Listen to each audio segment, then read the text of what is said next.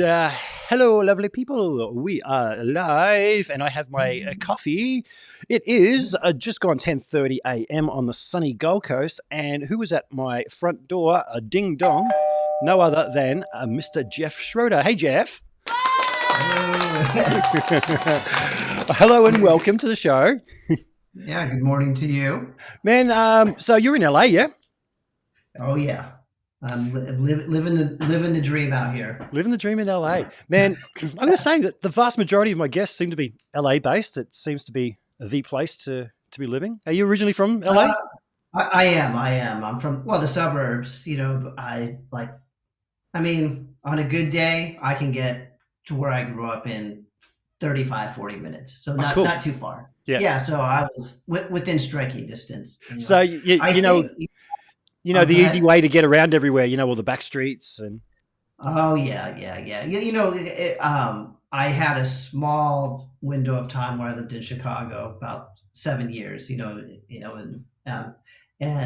it was really only one main highway that goes through, the city of Chicago.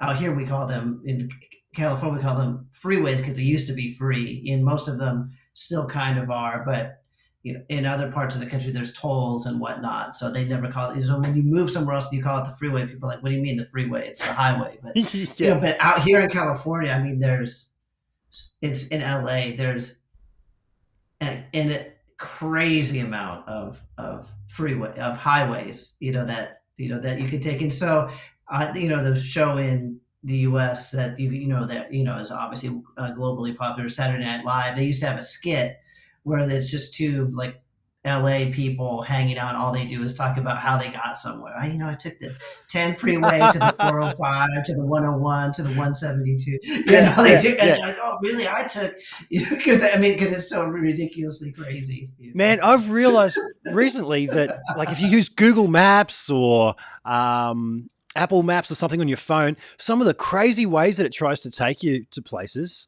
is ridiculous. There's a place.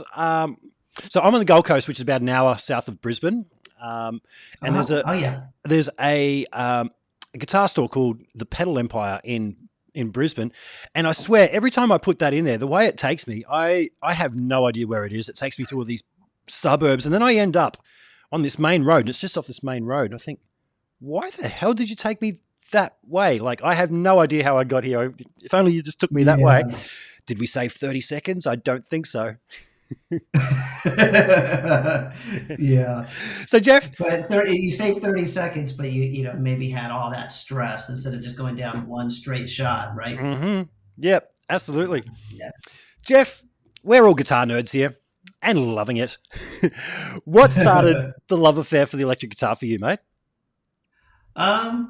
Well, I was born in 1974, so you can imagine. And I have a brother who's 8 years older than me. So in 1974, he was he was born in 66. So by the time I was 80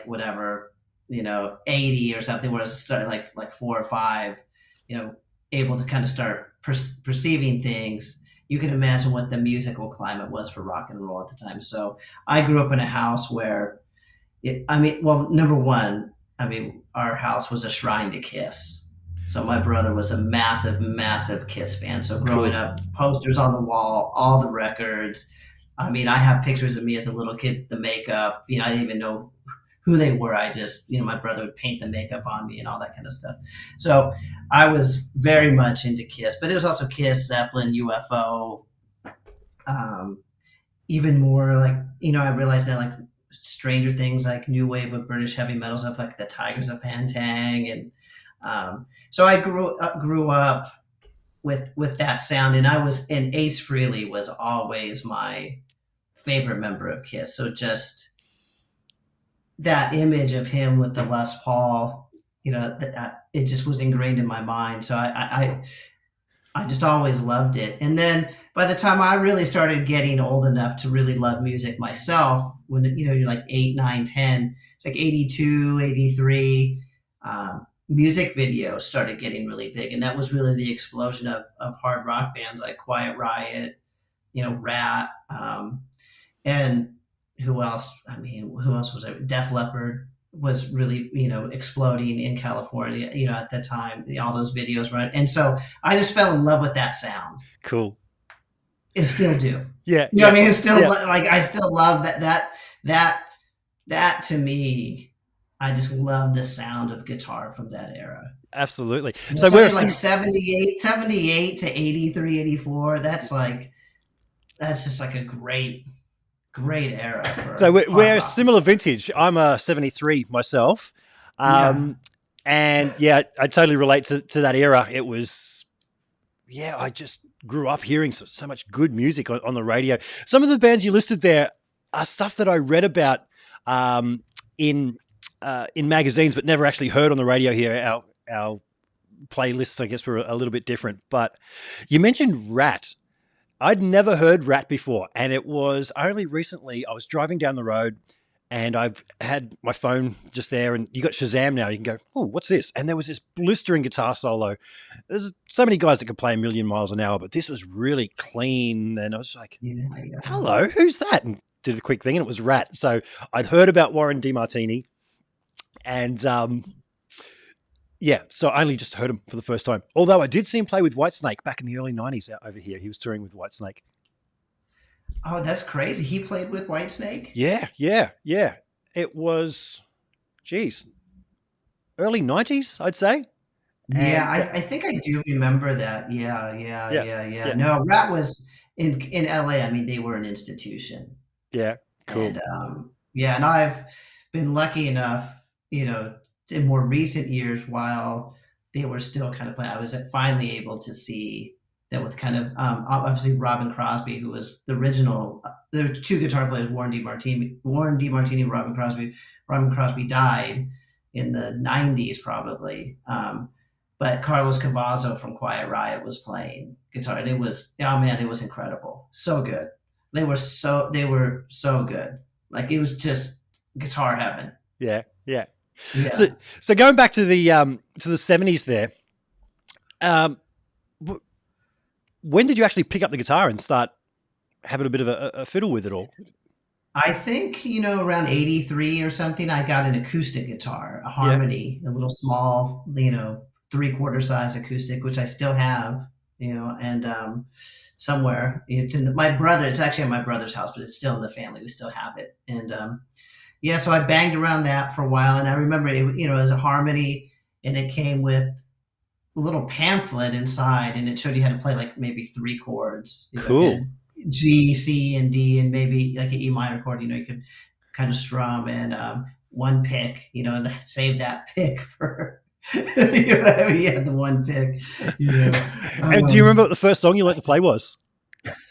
I don't even think. I did. So I couldn't even play a song. I just could play those couple chords, and I didn't really understand how to, maybe play a song until then. I graduated and I got an electric guitar, and then I started buying magazines with tabs, and I must have learned something else. But my brother had a friend or somebody he worked with, and they came over to the house one day, and, I was, he played guitar, and he was like, oh, let me see you play. And so I was trying to play some stuff, and I went into these open chords, and he goes, oh, let me show you something. I'm going to show you a power chord, and this is like 90% of heavy metal just uses this. And once he showed me that, I was like, of course, then the light bulb went off. And then, along with magazines and tab and stuff, I was able to start learning songs. And I remember the first thing that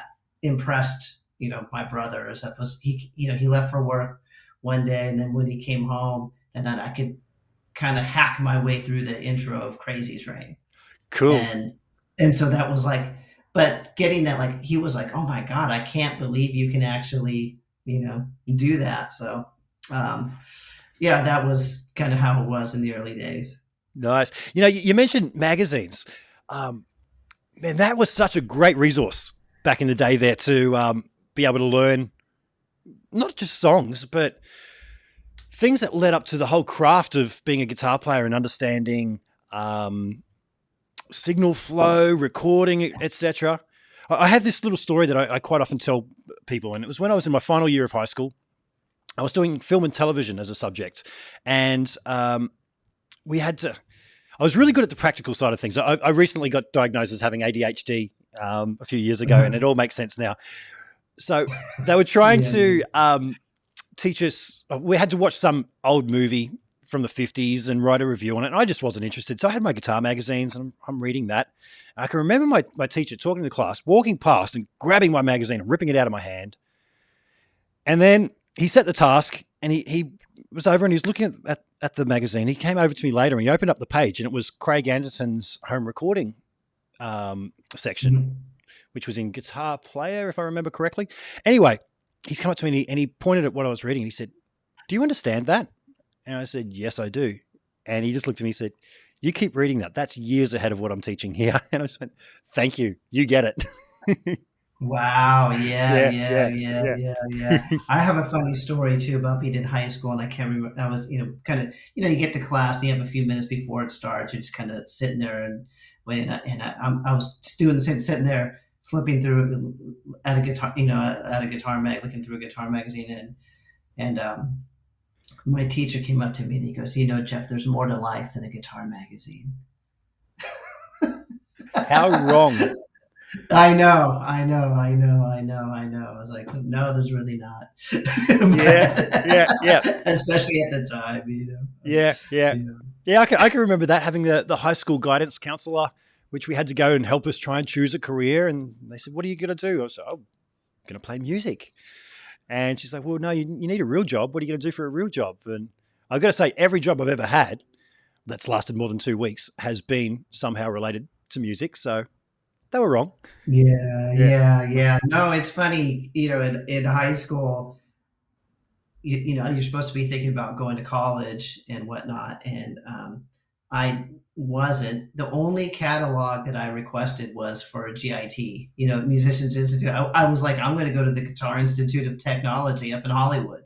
But I didn't end up going, but that was the only catalog I requested. Yeah. I remember seeing those ads and Billy Sheehan, and it used to say, "You've got to know the rules before you can break them." I remember that ad and just going, "Oh man." Oh my gosh. Yeah. And then the first time I saw somebody locally that had gone and studied at Musicians Institute was a chap named Simon Gardner. And I was still a teenager and I saw him do a clinic and I was like, he was doing all the 3-note string kind of playing legato and stuff. And I'd never seen that up close before. I was like, I must go to this place. But there's other ways to learn, isn't there? No, yeah. And but it's funny, because at that time at one point I had a subscription to Guitar for the Practicing Musician, Guitar World. There was Guitar School, if you remember that too. And I had a subscription to all three of those. Guitar Player, I didn't subscribe because it was, it was actually more rounded. And so I'd be like, Pat Metheny, like, what the fuck? Like, I don't who was like one of my favorites now, but you'd see a Guitar Player, they have like Mike Stern on the cover, Pat Metheny. I'd be like, I don't want that. I want the one with Warren DeMartini on the cover or George Lynch or whatever. So, yeah. But I had years and years of those magazines all the way up to the early 90s, which is, when once alternative and grunge came, kind of ruined that culture anyway, a bit. So, and then I stopped subscribing and I had them and I left them in my parents' garage. And then, but they were like prized possessions of mine. And, at one point my parents, they threw them away, I was so bummed. And so over the last, I don't know, 5 years or so, I started buying a lot of as many of those old issues as I could find on eBay. So I've got quite a collection of like 80s vintage guitar magazines. And it's so amazing. I mean, the articles and stuff, it's so funny to go back and as an adult to read the interviews at the time, which, to me, I mean, I would get those magazines and I would read them. I would just get home from school. And if there was a new magazine in the mail, I would read it from cover to cover. And, and I just soaked it all in, but to read them now how bad, the writing was and all that kind of stuff. As a kid, you didn't really pay attention to that stuff. But what's even more fascinating are just all the ads. The ads? are incredible. All Yeah. the different companies that don't exist, and you know, and yeah, so.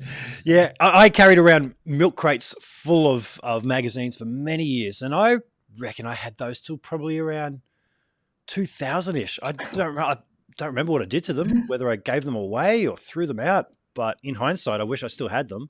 But they were a great They'd be resource, worth they'd be absolutely worth a great lot of money. resource. Yeah, yeah, yeah. Yeah. So much cool stuff in them. Yeah, so much cool stuff. I Mm. mean, and so I love them. They're like just an interesting, you know, like kind of cultural archive of what was taking place in guitar, and not only the magazines but the video culture too, instructional videos, and Do were you, super incredible too at the time. do you remember the sound pages in Guitar Player magazine where it Oh had like a yeah, yeah, flexible yeah, record?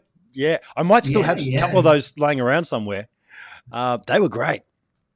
Yeah, I did have the one with Vi. They had blue powder on it, which Hmm. you know later was on Passion and Warfare. But yeah, I had that one because I did buy that because he was on the cover. I remember, you know, he was playing a little tiny mini guitar, you know, like a toy That's mini right. I guitar on the remember. cover. Yeah, Yeah. yeah. Also, I remember hearing one, and I think the back of it had an ad for Carvin featuring Cacophony with Jason Becker and Marty Friedman. And I thought it was scratched. I thought there was something wrong with the because it was Yeah, just yeah, this. I was like, oh no, I've scratched it somehow. But no, that yeah, was just their music. It was just so far out there at the yeah, time. yeah, yeah, yeah.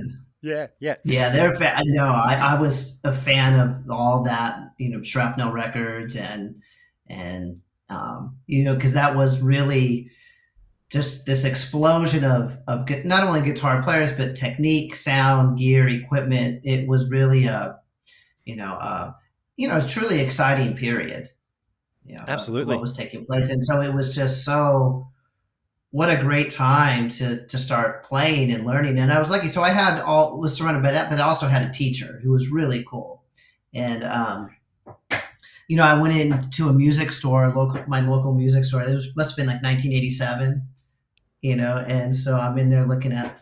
I remember I was I can because you know this memory is ingrained in my mind. I was looking at a fluorescent yellow like Ibanez. Cool. You know what I mean? You're like Yeah. it's like fluorescent, you know, fluorescent yellow, and this guy comes up to me and he you know he looked really weird. Like I don't know if you know that there's this band from LA called Red Cross, and they kind of had more of a psychedelic look. And so he kind of looked more like he was in this band, like that kind of vibe. And he goes, you know, he asked me like, "Oh, who do you like?" And I was just kind of nervous, whatever, as a you know, Yeah. shy kid. And he's like, "You like Van Halen?" And I'm like, "Yeah, I love Van Halen." And so this, he's like, "Hey, can I see that guitar?" And he takes his guitar, plugs it into an amp, turns up really loud, and he just starts playing like the intro to Hot for Teacher and Eruption and stuff, note for note. And I had never seen anybody, you know, 2 feet in front of my face play all that kind of stuff. And so I was like, okay, you know, went home and I was like, I got to take lessons from this guy. And my parents were so cool, you know, even though, you know, I came from a very lower middle class and we didn't have a lot of money. They made sure my dad always worked like an extra job, like delivering newspapers, you know, on the weekends and stuff. So there'd be extra money for things like guitar lessons and stuff. And so they let me study with this guy and it was cool because I'd come in there and I would be, oh my God, I want to learn, you know, Dawkins, Burn. I remember, you know, like whatever, something from the Back for the Attack. I mean, he would show me that stuff, but he'd also be like, "Hey, you should listen to stuff like the Yardbirds," and he would show me like Yardbird songs and bands like Mott the Hoople, and you know, like these, and introduce me to these players and Jeff Beck, and so and I really started loving that stuff too, and so it really expanded my mind in terms of, okay, I really liked all this, you know, all the metal guys because you know they were very exciting. But then I was like, you know, I started learning more of the history of how it got to that point Yeah. too, Yeah. and then learning enough theory to know like, okay, like I know I can play. You know, he showed me modes and chords and scales and like how you know the harmonized major scale. You Yep. know, to go up in any you know to play like whatever major 7, D minor 7, you know, whatever, all this kind of stuff. Um, and how all that worked together. And so that was really nice to be able to kind of have that, you know, that foundational knowledge. So when, I graduated high school in 1992, which is right when, it was basically right when the alternative explosion kind of started taking place, and a lot of that type of playing went out the door. But so it was good. I felt so I was when I was playing in all these alternative bands, I was always the one that knew more than anybody else, about like, oh, this scale, you can play this over that, but you Yeah. had to actually tone down your playing Yeah, at the right. Yeah. time. Became uncool to be educated in a way, didn't it?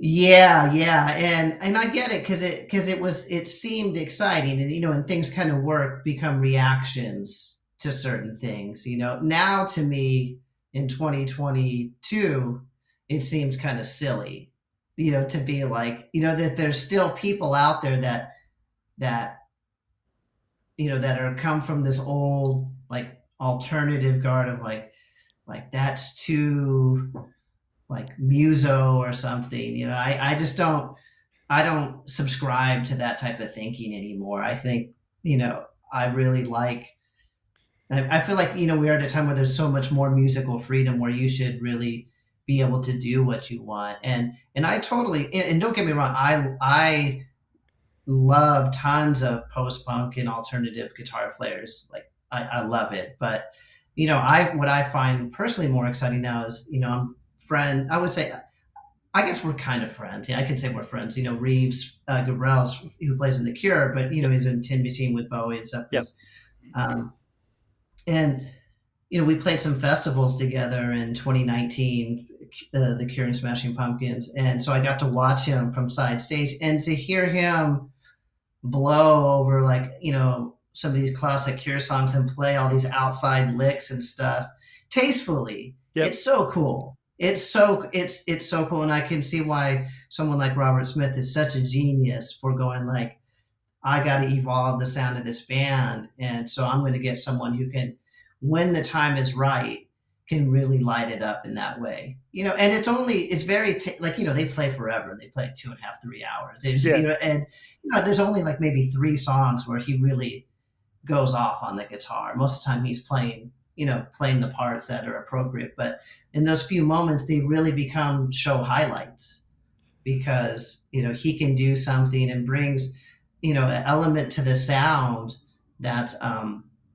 really unique. And so that's kind of like how I approach things now too, is, you should have the freedom to do what you want. I'm not going to subscribe to some musical etiquette, from the Yeah. 90s, you know what I mean? Yep. To where Yep. I want to learn as much as I can about how the instrument works, Yeah. because it really unlocks limitations, It for does, doesn't me it? personally. Yeah, yeah, Mm, yeah. mm. Yeah. I was Mhm. stuck in pentatonic land for a long time. I learned to milk the crap out of it. Hey, we're playing in D minor. Watch me play at the 10th fret because that's all the only place I kind of know well.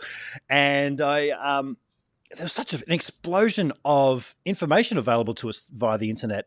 And I didn't really have a teacher when I was learning to play. I was self-taught and didn't learn a lot of that stuff until later.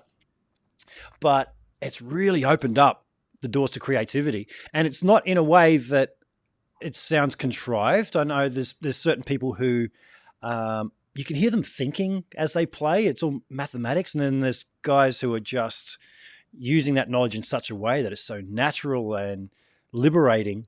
And it's very hard to do. Now, you mentioned Reeves Gabrels. I've been trying to get in touch with Reeves to come on to have a bit of a chat because I see he's got his own signature Reverend guitar, as does Billy from your band. Yes, yes. Yeah. So Reeves, if you're watching, man, get in touch. I can put you guys in touch. Oh, I that'd be can, great. yeah, I yeah, was yeah, going yeah, to yeah, get yeah. Ken from Reverend to try and maybe put me in touch with him, but if we could, we'll have a No, chat Ken is afterwards. great. Ken. I'm good friends with the Reverend guys, and Yeah. they actually, that's how I met Reeves, and I started by Billy actually Corgan played Reverend guitars in the early 2000s. He did a solo record and he used these baritone guitars that he got from Reverend, and then he kind of forgot about them. And then at some point I started seeing their stuff and I don't know, and I really wanted one. So I started getting Reverend and became friends with Ken, and and uh and then I kind of told Billy, I said, you should work with Reverend to build, your signature, to do a signature guitar for you, because, um, Billy was kind of looking to get away from playing his Fenders. It was kind of because he wanted to explore new ideas in building his guitar, and Fender was just like kind of more interested in building like stuff he already had, and he'd kind of like, I want to try some different things, and so he started working with Reverend. But so yeah, I'm friendly with with all those guys, and they're just incredible people. And Joe Naylor, the designer, is he's a genius and a sweet human being too. So Nice. yeah. Hey, we're talking about you learning to play guitar earlier. Do you remember what your first electric guitar was? Yeah, it was, a Japanese Strat copy. It's like this brand called Montoya or something like that. And I have it. It's in my storage unit, and I've looked for them, I look for sometimes to get another one on Reverb or eBay, you know what I mean? But so I'm always on the hunt. But it was a Japanese Strat copy, 3 pickup, just the classic thing. Yeah. Yeah. And then a few years later, I bought an actual Strat. Nice. Yeah. Yeah, I started out with the cheap Strat copy. I'm looking over there. I still have it. It's in pieces, and it's one of those things that I want to restore one day. It's made out of plywood, but you never know. I might put some nice pickups and things in there, and it could come up good. There's stranger things have happened. Some of the things I've done to that guitar. I keep everything. You do? Oh, I know. Oh yeah, I have it all still. I have it all. Yeah, I still. Yeah. My first amp, everything, which is a little Fender Sidekick 15. Still have it. Nice. And at what age did you start playing in bands? Well, I guess I started jamming in the garage with people. When I was probably like 15. So, well, I started playing with people even a little bit earlier than that, because I remember my brother's friend wanted to start a band, and I was like, "You're like." I don't know how old he must have been at the time. I feel like he must have been like, I guess he was only like 20 or something. I was like, I'm like just a kid. I'm like 14. Why do you want to, but he's like, no, you're good. Like, I want to, so he would pick me up and I would go jam with these adults, you know what I mean? And, but really I started playing with like my peers, like in high school. Hey, let's start a band. Like as soon as I was 16. Yeah. Cause I remember I would drive my mom's car to, the friend's house, and we'd try to butcher our way through like things like I'm gonna try to play things like Ice 9 by Joe Satriani. I was like, really, this as a trio, you know what I mean? like I was like way overachieving, you know what I mean? But gotta shoot high, gotta put the benchmark up high. Yeah. Yeah, that's how. I mean, that I was kind of a real like just so invested into the guitar, and so with those. Bass play. So the bass player, he took lessons at the same music store as I did, and so we had our lesson at the same time, basically. And so I would see him. Then at high school, we'd be like, "Hey, you take lessons," so we're like, "Okay, let's play together." And so we were both, trying to learn how to play all that stuff. Trying to as much as we could. So we'd go in there and get this drummer who he didn't care less about, surfing with the alien or anything like that. But he was just like, yeah, I'll jam with you guys. You know what I mean? So we'd go you go in his parents' garage and try to bang it out. Yeah. But then I met some like some other guy and another guy, and then I met another kid in high school he was like, hey, I heard you play guitar. And I was like, yeah. And so I went to his, and he had like actually a Carvin, blue, the Carvin. And he was really good. So we would go and just show each other licks. And then we're like, okay, we got to start a band. And that was much more, okay, we're going to play Guns N' Roses, Cinderella, Lauren, things like, these kind of popular 80s kind of hard rock, and metal bands. And so we're like, so we could play parties. We thought we could play party. And I think we played one party, and it was great. But that was really, really fun to learn that kind of stuff and to play that stuff together. And but then it was funny because so we had that band, we played all that stuff, but then alternative came in, Nirvana came out, and so there was just massive division. All of a sudden, we're like, we need to change our style, we need to change our sound. And God bless him, my friend who I play guitar with, he was like he understood. He said, "That's totally lame if we just totally follow the trend and change our sound." Yeah. But I we keep all telling did people. I keep telling but people we all did and left it behind. Yeah, I've done a bit of production work over the years, and I can remember when ska became the big thing, and somebody came up to me and saying, "I'm going to start a ska band." And I'm like, "Dude, you don't get it. Those bands that are out there now have been playing ska for 10 years. They didn't decide to take on the new trend. If you start doing that now, by the time you've got it nailed, it's gone. It's gone." And the same with grunge. There was a lot of bands that were the hair metal, and they tried to put out grunge-ish records, and they were terrible. The worst albums. It's one of those, and I think for a lot of those bands, it's like, let us never speak of that again. It's totally. Yeah. Well, you would see even like people like Paul Stanley and Gene Simmons in the mid '90s with like a flannel wrapped around their waist, because it just became part of the fashion. You're like, what are you guys doing? Yeah. Fashion trends. Now, Jeff, you found yourself being the guitar player in Smashing Pumpkins. How many years ago now? When did you join? 15 years ago. Wow. So leading up to that, going from playing the parties and everything, how did you feel your time? Were you playing in numerous bands with that whole vibe of, we're going to make it, we're going to, Well, what happened is, I'll try to give like I'll move. It's a long story, but I'll move it along quickly. That's okay. You can take as long as you want. Basically, what happened is high school came. Like I said, when I started in 1988, I remember this. It was such a great memory. First day of high school, 1988. I'd never seen so many Guns N' Roses t-shirts, especially in Southern California, growing out here, because they were a local band that just basically exploded. And so that summer of '88, Sweet Child of Mine was just a massive, massive hit on MTV and the radio. And I'd never seen so many Guns N' Roses shirts, first day of school. And I probably was wearing one too, because I know I had one. It said Appetite for Destruction on the back and the whole thing.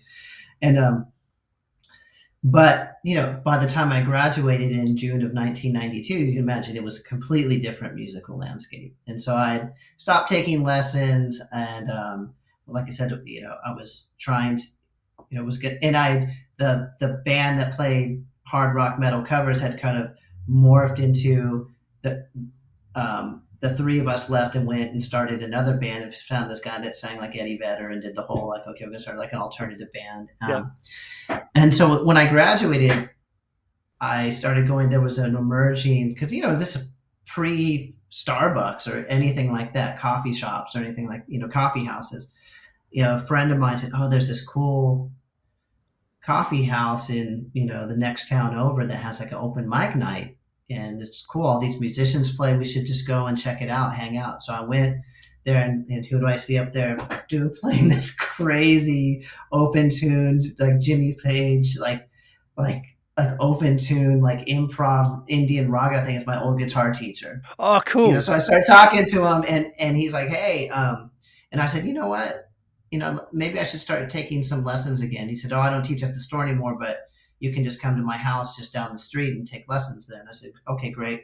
So I started taking lessons from him again, and he lived with two other musicians. And so I did my lesson, and then one day his roommate, after I left, went to him and said, "Hey, who are you playing with?" And he said, "Oh, that's my student Jeff." He said, "My band is looking for a guitar player." And so anyway, so I joined my teacher's roommate's band. And, like I said, I was 18. These guys seemed much, they were like 26. I was like, oh my God, these guys are so much older. But they had already been playing all the clubs and everything. So by like the fall of '92, when I had just, I was so lucky that I got to start playing every club in LA, all the famous Whiskey, Troubadour, Roxy, all the way, everything was still on the Sunset Strip, what I mean? Even though, like I said, metal was gone, but it was now, everything was alternative, but the club scene was still just happening, it was great. And so I really got that great experience. And so, in that band, did fairly well, and we got some label interest, but never really quite achieved what we wanted to do. And then I joined, another band after that. But at some point, I decided, okay, maybe music's not going to work out for me, and so I went back to college and really fell in love with literature. And so I got my undergraduate degree, and then I was so into it that I applied for graduate school, and so I was in a PhD program at UCLA studying comparative literature, and I was not planning on doing music at all. I was actually planning to become an academic. I was going to be a Wow. professor. Yeah. And so during the middle of that, though, an old bandmate of mine texted me one day and said, "Hey, a friend of mine works at this management company that manages the Smashing Pumpkins. They're reforming. James and Darcy aren't coming back, and they're out here in LA finishing their record, and they're looking for people. I really think you should do audition for the band." And like I said, I wasn't even really playing that much anymore. But Yeah, right. I said, maybe I should. Why not? Because I really was a big fan of the band, because I remember, I saw the first time I became aware of Smashing Pumpkins was from a small article in Guitar World, and there was a picture of Billy, and he had, had the Strat that he just got back actually fairly recently after it got stolen. He had a picture of him holding that guitar. I remember reading the article, and the reason I was like, wow, this band's got to be cool, because they mentioned that piece of gear that's right behind, I guess, your left shoulder, that 88 MP1 that I can see, right? Yeah. And I was like, wow, that's the same unit that Skid Row and Vito Bratta from White Lion and all the, you know what I mean? Paul Gilbert. I'm like, wow, this is different than, the other alternative bands that you just use, like, whatever, who knows what they're playing through, And so I went and bought that record, Gish, and was like, wow, this is great. Has credible musicianship, blistering guitars, cool solos, you know what I mean? Like, so I really identified with, because I really felt like, wow, this is music that I identify with, because it had the precision, it had the heaviness, but also had that alternative thing that came from, it wasn't even called alternative, back then. It was whatever, new wave, post-punk, because growing up in SoCal, I really always did like things like The Cure and Echo and the Bunnymen and U2. I always liked that kind of stuff as well. And so that made a lot of sense to me. And then, we out here, we had Jane's Addiction, because they were basically a LA club band. And so that was kind of the first band that kind of really did that heavy thing with, the more weird new wavy kind of post-punky kind of stuff. And, if you remember Dave Navarro and those Nothing Shocking, it was playing in Ibanez. Yep. And so it didn't seem strange though at the time. It was cool. It was really cool that he did that. And I remember even, if you look, there's pictures of John Frusciante when he first joined the Chili Peppers. Yeah. Like, he was playing Ibanez too. Like an RG or something like that. Yeah, because he went to GIT. He went to GI. He was like, becoming that player, and then obviously, he went, and took a different trajectory. But he came from that era too, and So like I said, so I auditioned for the Pumpkins, and long story short, after months of playing and getting to know each other, I ended up, getting roped in to this crazy world. Cool. So, do you remember the audition well? Like, how does one audition for the Smashing Pumpkins? Well, it was many. The thing is it was many. It wasn't just one. It was because since they were out here finishing, they were like, we're going to be here for a few months, so we can really take our time, and we're not just going to play with you once and then tell you you're in the band. Like, but so what, it was really actually, it was tough, because I'm like, well, fuck, man, like, am I going to give up? I'm like, I'm in a serious PhD program here at UCLA. Like, am I going to quit this to, I need to kind of mentally know where I'm going.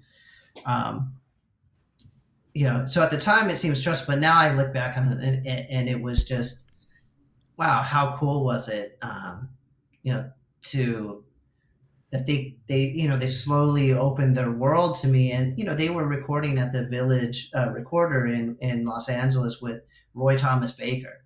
Wow. So and they just said, hey, which is it's actually right by UCLA too. And so it was right, I mean, it was 5 minutes from my apartment. And they said, you can come by and hang out as much as you want. We want you to get acquainted with what it's like. Yep. And so that I would just get to go and sit in the room and watch them record, and Roy Thomas Baker, and hear the stories and see the guy. I mean, it was pretty intense. It was cool. And that is the very first time during that, because I got the gig, and they're like, okay, you're in the band, and they're finishing that record, and they start saying, so you got to build a guitar rig. What do you want in your rig? I'm like, I mean, I had like a little, like a 66 Fender Bandmaster, and Wow. some pedals, and a Telecaster and a Jazzmaster. I mean, Yep. that rig wasn't going to cut it for the Pumpkins. For when I was auditioning for the band, I actually had to call my old bandmate, that guy that my teacher was roommates with, because I knew he had a Marshall, and I would be like, dude, can I borrow your Marshall from auditioning for the Smashing Pumpkins? So he was so generous and let me have his Marshall for months, because he was like, dude, I want you to get the gig, like, you can use it. And yeah, so they were like, we're going to have a rig builder come down, and you just tell him what you want, and he's going to build the rig. And so Dave Friedman came down to the studio, and I remember he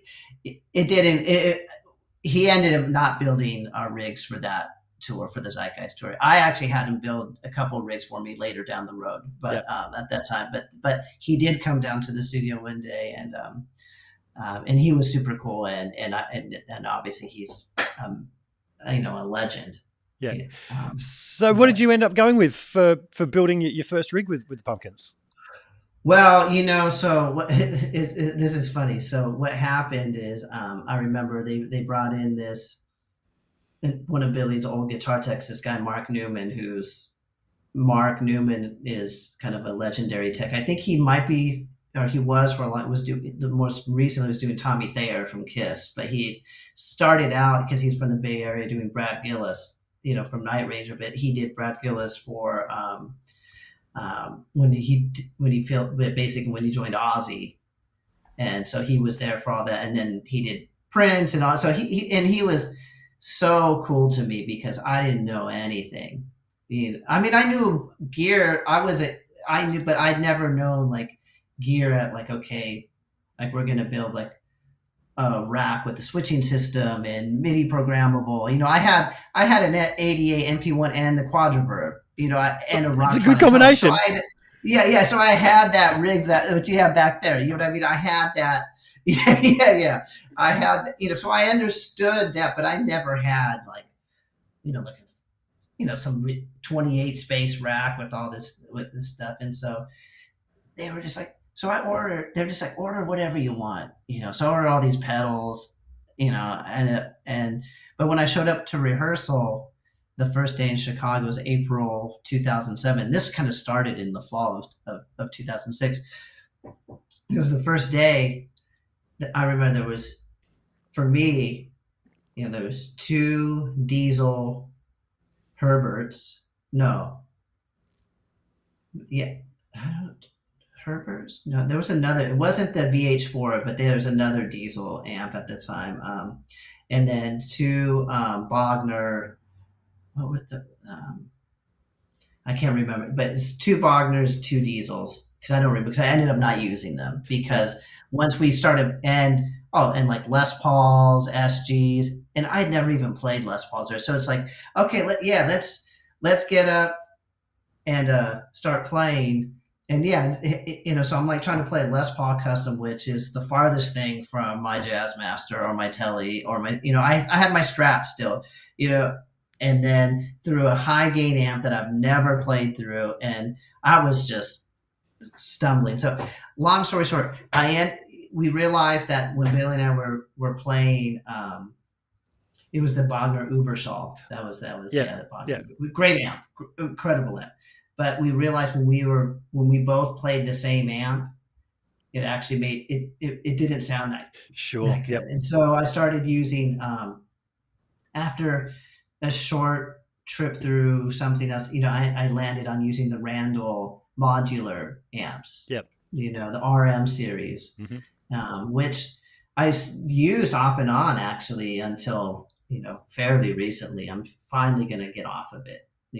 But and throughout the years, Billy started using it too. We got all these custom modules from Anthony at Salvation Mods in Prague. But yeah, so I landed on that, and now I've gone through various phases of I had some rack effects, and then I went to all pedals, and then combination rack and pedals, and now I just basically use Line 6 Helix for all effects and kind of signal routing, and then whatever amp I'm using, which cool. I'm switching now basically.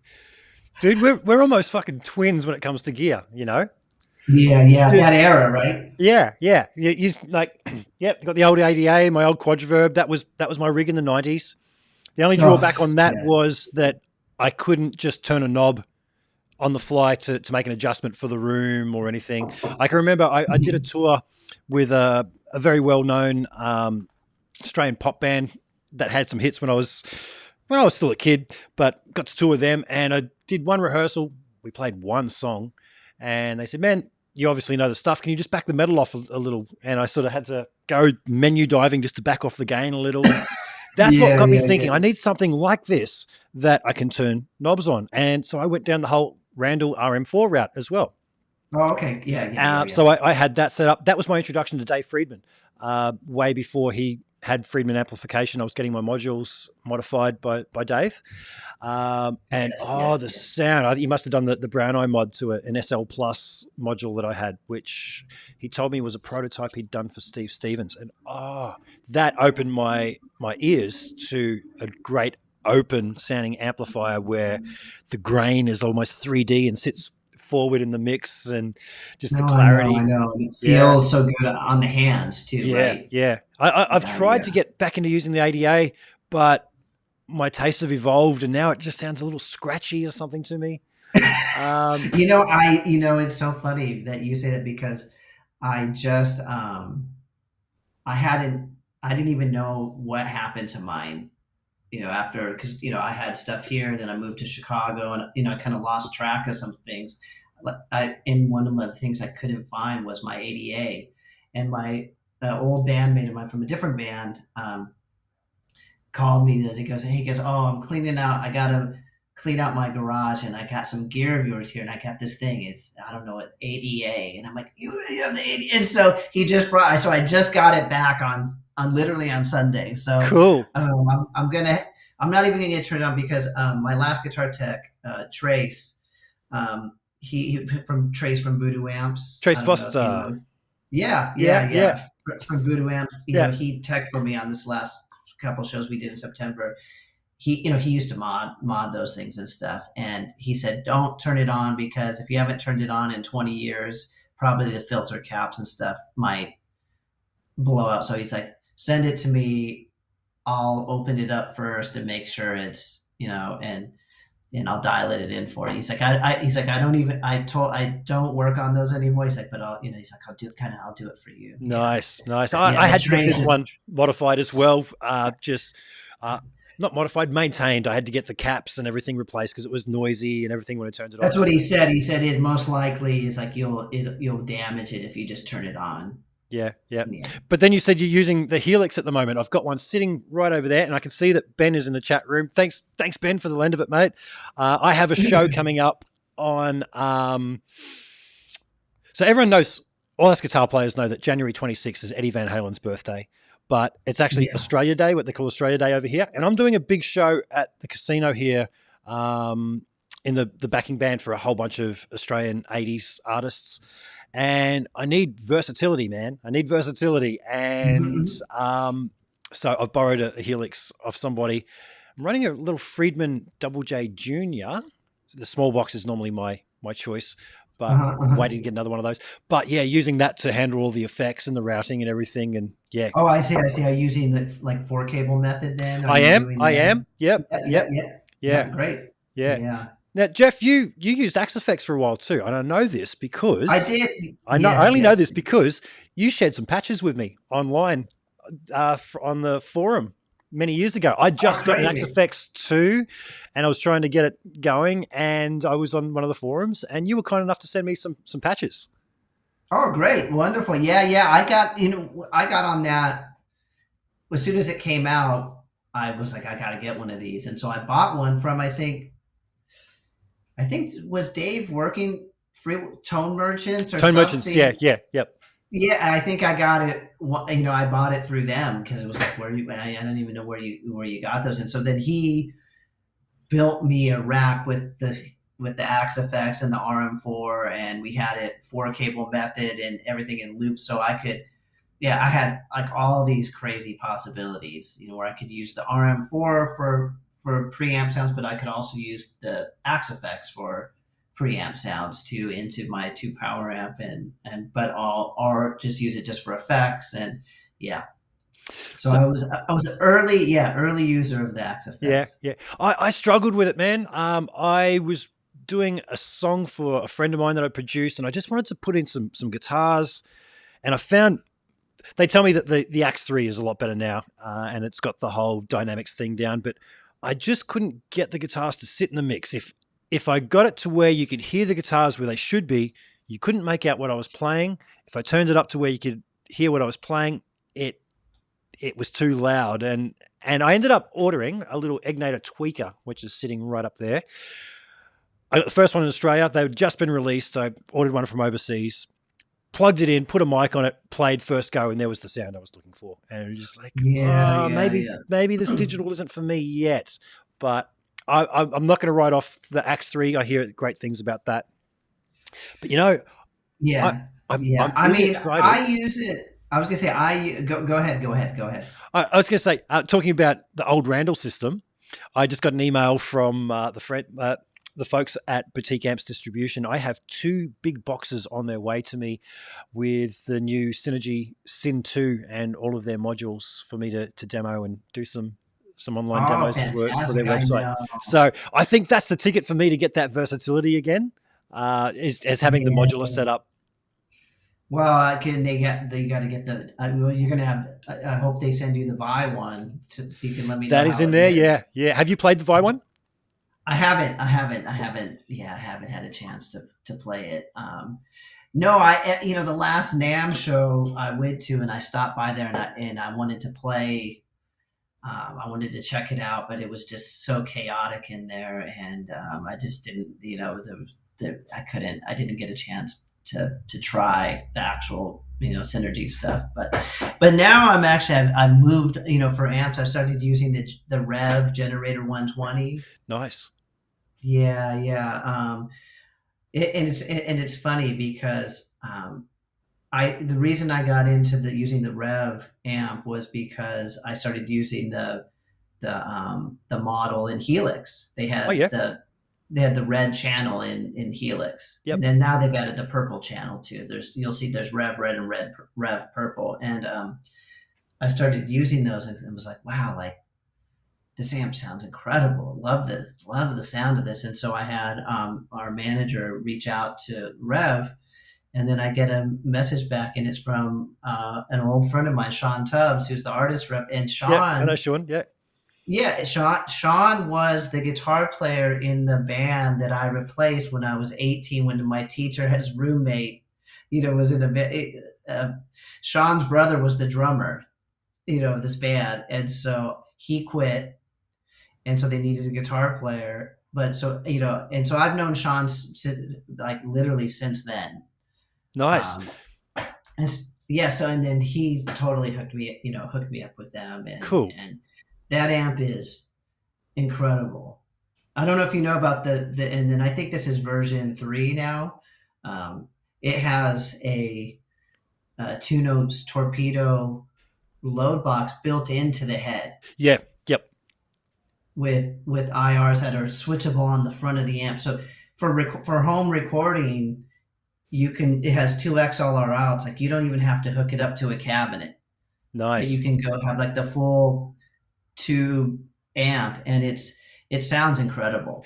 It I love sounds that 2 note incredible. stuff, man. I got the Captor X that they kindly Yeah. sent me to do a demo of, and yeah, a great concept, especially to be able to adjust it all on the fly with your phone and everything. Are you miking live or are you running Torpedo? With pumpkins, we still use cabinets, but in ISO cabs. But now that I'm switching to the Rev. One of the reasons, but I really don't like that sound of the ISO cab because it sounds like a cabinet in a box. And we're Yeah, on in-ears, so you can really, it doesn't have the airiness. There's something about having a super loud cabinet in an ISO box with foam that it even though the mic is right on the speaker, it does something to the sound it's that's still a unpleasant. resonant frequency. Everything that Yeah, a speaker is built into has a resonant frequency.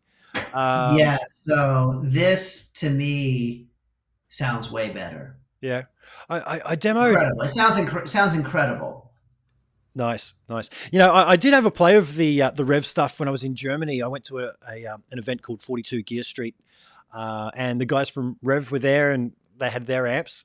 And I remember talking to Dan Trudeau from Rev, and just He's saying, the designer. Yeah, yeah. yeah, yeah. There was one standout channel. I can't remember which one it was, and I cheekily was talking to him over dinner one time, and I was like, Dan, how to play, man? Yeah, channel one or whatever was, yeah, pedal platform. Don't know, man. You know, channel two, yeah, was better. Yeah, but three, or four, I can't remember which one. I just went, oh, that just set my world on fire, man. And yeah, I really liked it. I haven't No, played one yeah, since. those. I mean, yeah, the one is just like is like a clean. I would say it was maybe more in the American style, but still very versatile. And and it does take pedals very well. Cause I've been using it quite a bit in the studio, and I just like I want to see how like running distortion pedals and stuff into it, and it does sound really well for it. Well, and then channel two is more like a vintage plexi ish type of thing, but it doesn't really to me that it has its unique sound on its own. But three and four are what what you're paying for with that amp, Yeah, and it's just this really great like for modern distortion sounds. You know what I mean? And it, it it's it's got a complexity to the harmonic sound that is just really beautiful. Like you nice. sit there and play it, and I'm sitting there and sometimes and you're just hearing it really loud through studio monitors. You're like, wow, this is just such a great tone. And when you hear it in a loud mix with really good, as really good amps and stuff, the way they sit against other instruments Mm. is so important. The musicality of it is just fantastic. And then like I said, I just really appreciate that it's for an age where digital stuff is so much easier in some ways. That if you're going to go and use a very expensive tube amp, it's got to be worth the price. Like you're getting that thing that you can only get from using this type of technology in an age when, man, the modeling stuff, because Helix has those channels and they sound. I come home sometimes and I play through the and I'm like, man, it sounds crazy close. You know what I mean? It's Yeah, not what, or it sounds the same but it's when you really listen, it feels slightly different, even though if it sounds the same. yep, yep. Yeah. And then you hear, but I actually recently did a recording. Billy's a huge wrestling nut. Oh, really? He owns the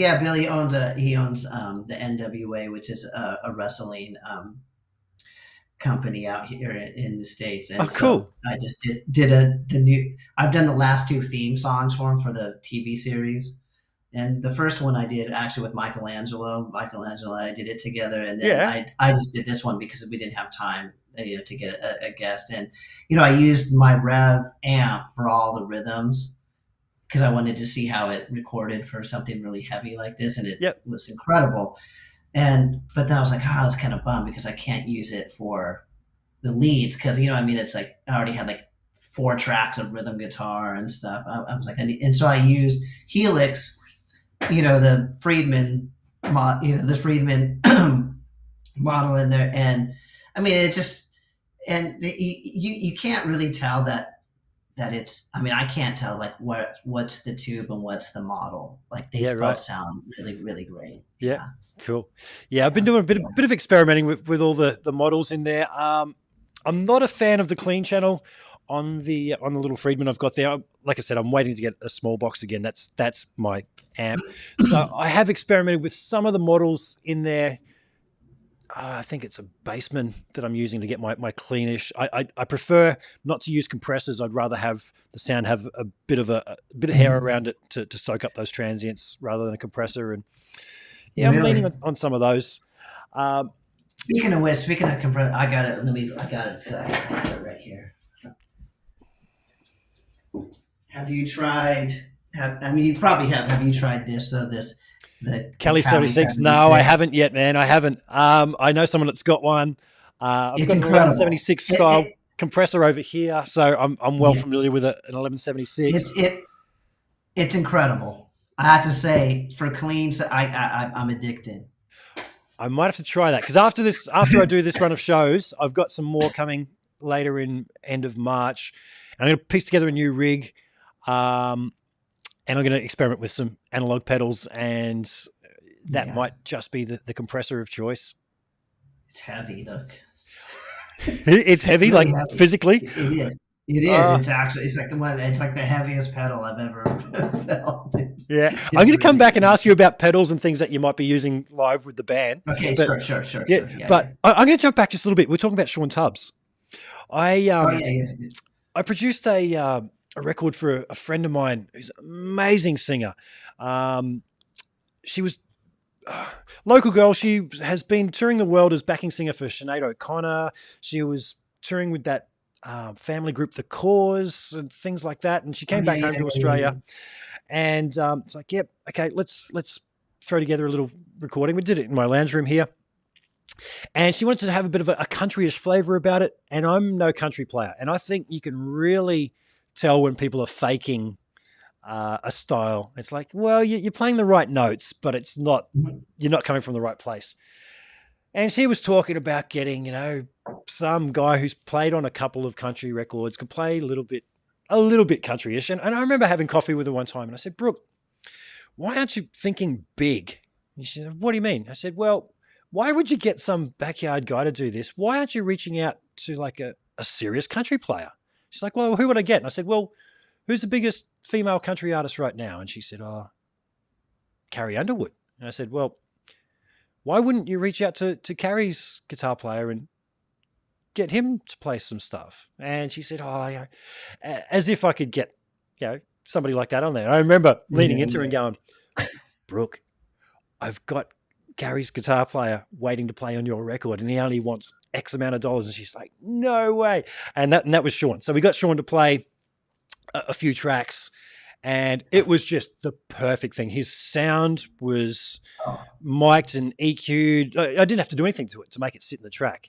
And he gave us many options, and it was just a matter of having a little mute party and playing all the tracks and turning on different ones at different times to get the feel. But wow, Yeah. absolutely No, amazing. Sean's incredible, and he always has been. Yeah, Even when I first would see him play, before I joined, took over for him in this band, I'd go see him play and he'd be like, he worked at, I guess it was called Lab Sounds, and it was a a place where you could get a rack built, and it was like a place where you go and the only place that carried like Mesa Boogie preamps and all that kind of stuff in the 80s. And so, you could go, it was impressive. You go see the band play, and he had the hugest rack, I mean, it was incredible. And he was playing like Valley Arts guitars and stuff at the time, like the stuff that all those like Steve Lukather and all the studio guys had. Yeah, I had a Valley Arts for quite a while actually, and they were all the rave. They were all the rage. And I was talking to probably the best guitar builder in Australia over here, Charles Cilio, and I knew somebody that still had one that was willing to sell it really cheap. And I was talking to Charles about restoring it and everything, and he just said to me, he goes, "Have you plugged it in and had a listen?" I'm like, "God, I've just been playing it." No, not plugged in. He goes, "Do so, because they don't actually sound that good in hindsight." And I did plug it in, and with the old EMGs and everything, I was like, Oh, geez, sure, yeah. you're right. You know, I think styles come and go, and EMGs were all the rage back then. Yeah. But I don't know whether I should dive too much into gear just yet. What I would want to know about is so when you joined Smashing Pumpkins, James had left, so I guess you were taking over playing his parts. Yeah. For the most part, yeah. Were you at the time? I was gonna say it was for a new album cycle, Zeitgeist, and so we're played a lot of the new material as well, though. Okay, and so on that first record, were you given free rein to come up with your own parts, or did Billy have an idea in his head? Is like, no, play this. Oh, so on that they had the record on Zeitgeist. The record was already done, so I just played what was on the record. Okay, so I didn't start recording with the band like after we did there was, gosh, what happened is, Jimmy ended up leaving the band again at the end of 2008. And so then we had to and Ginger didn't end up wanting to stick around either. So it was just Billy and I actually after the Zeitgeist tour, it was just the two of us. And so we had to get a new bass player and a new drummer. And so we kind of had to basically reinvent the band, which in a way was nice, because then it became like we had to find a different voice, which actually allowed all of us to have a little bit more freedom. And so then there was a project called the Tear Garden by Kaleidoscope. And so by the end of that, that's where you start hearing like, the whole band, on those. But I don't think none of those songs are up for streaming or anything. Billy, took them all down. And so some people have them, but then the record after that was Oceania. And so, that was like the parts that I play on that record are my own parts, and yeah. Cool. Now, when it came time to learning old parts, what was your method for that, mate? I know I find myself learning a lot of old songs from the 80s to play with some of the artists, and I use a really cool little program which gives me a few tricks up my sleeve to isolate parts. How did you go about learning the old parts? There was, at the time, when I was learning these tracks, which was like, when I was auditioning for the band first, I had to start learning all these songs. Tascam made this thing called the Tascam Guitar Trainer, and you had to put a CD in it, but you could loop and slow down. So you could and it actually works better than a lot of these newer, like, even though there's like a lot of like digital ones now. Yeah. But this was great because you could loop a section. There was no gap. Nice. Like, and when it slowed down, did it change the pitch or remain constant? No, it's the same pitch, but but like anything, it would of course get really warbly. Yep. But it would retain the pitch. Mm-hmm. So at the time, to have this thing where you could do that, and I went through like 3 of those things, because I would have, I just used them so much till I would break them, and there's plastic, like basically CD player, and it had that, it had a little built-in amp, so you could create, it sounded terrible, but you could sit there and play along. Yep. And I would just play all the time, and that's how I would learn the tunes, because and there might have been some tabs and stuff, but they're always wrong. Not even close. And so I'd have to sit there and really learn it note for note. Yeah Cool. Learn things. Cool. And pick it out. I've been aware of some bands like, say, Iron Maiden, where a guitar player has left, they get a replacement. and then the guitar player comes back and they keep the replacement. And whenever I see that, I think, you know what, that new guy, not that you're a new guy, you've been with the band how long now? 17 years, you say? Must be a good Yes, guy because they 15 want years. to keep him around. And I think that's a testament to character. And you mentioned that when you auditioned, there was a lot of just hanging out. And when I was talking to Pete Yeah. Thorne on one of these podcasts, Pete brought up that a lot of it is to do with just who you are and whether you're somebody that you would want to hang out with on tour. Because let's face it, when you're on tour, you're in each other's faces the whole time and you're seeing each other in the lobby at 5 a.m. to catch a plane. And if somebody is an asshole, you don't want to be touring with them. No. I mean, I think a lot of what it is, I mean, the playing, the musical part of it is the longer something goes on is really, maybe only 30% of a gig. Yeah. I mean, and you can find a lot of people that can do that job. I think the Pumpkins, it was hard. Billy told it was strange because I was the very first guitar player to audition. Really? And Jimmy being Jimmy, which is so great about it, he was like, great, we found our guy. He can do it. Because we, but I think they thought, well, we better go and audition some more people. So they auditioned, I don't know how many people, because, they told me that maybe like 7 or 8 other guitar players, and I guess what they would find is that you get someone who could come in and play like the new wavy, spacey, dreamy stuff really well, but when it came to playing heavy, they couldn't play heavy. Yeah. And then you get guys that could come in and play heavy stuff really well, but when they had to play like the new wavy post-punk, they just had no idea how to play that style of guitar, so I think that was just, in hindsight, to find someone that can really do the gig in the Pumpkins is you have to have someone that really grew up with both and is invested in both styles entirely. And so I guess that was a bit tricky, but so that aside though, but then especially as you go longer and longer being in a band, it's different. And where Pete is absolutely right, and I know I love Pete. He's a great guy and a crazy player. Where he's absolutely correct is that learning to, not even learn, but like being able to hang out and understand the vibe is so crucial, because when you're coming in later, you're never going to be an original member. Original members can do whatever they want because they have a different dynamic, because they were 3 or 4 nobodies off the street. And so they can tell each other to F off, and you know what I mean?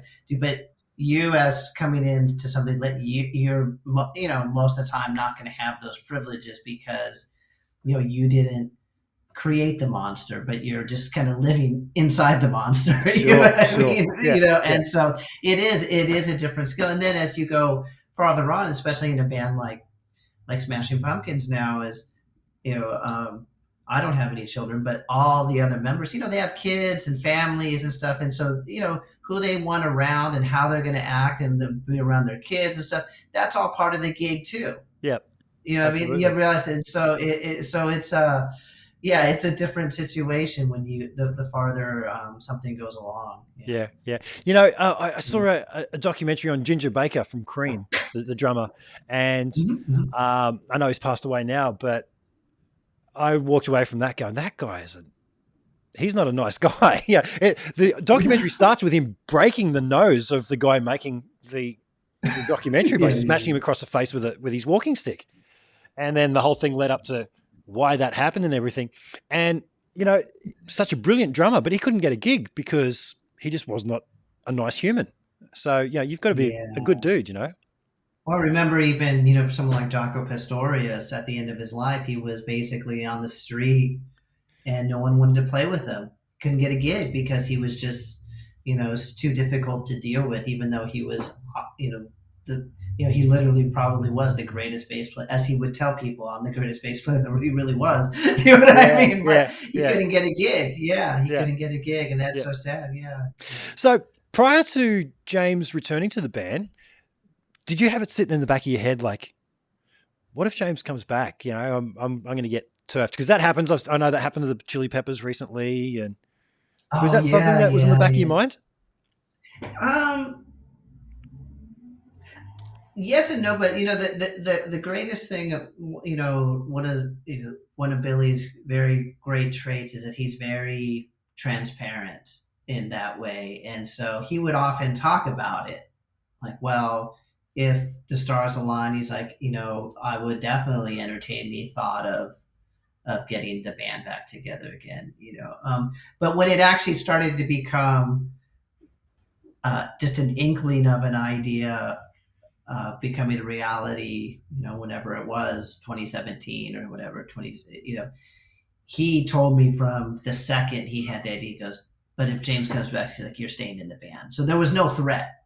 Cool. So, and, there was never a threat to me. And he was like, hopefully if it all works out, it'll just make the band bigger. It'd be better for everybody. Awesome. Yeah. So it wasn't a threatening situation. And then,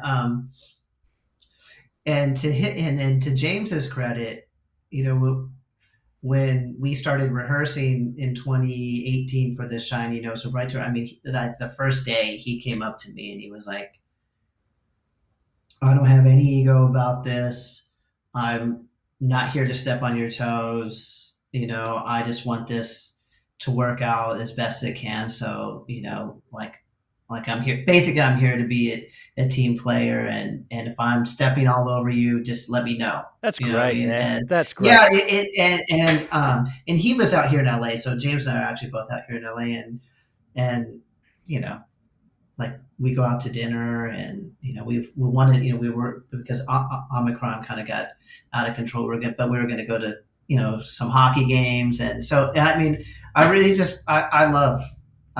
It's like I feel like I've been in a band with him for the whole time. There's cool. Really nothing threatening, and in fact, what is so strange about the whole thing is you would think that having another, there's only so much, any band, there's only so much guitar real estate. Yeah. And Billy is an incredible guitar player, and he's, is the songwriter of the band. It's his, a lot of the Smashing Pumpkins is his creation. So, so I'm not delusional about like what it is, you know what I mean? And but you would think like, okay, wow, now there's 3 guitar players. So on the one hand, you can think like, well, especially those records like Siamese and Melancholy and Infinite Sadness are extremely layered records. So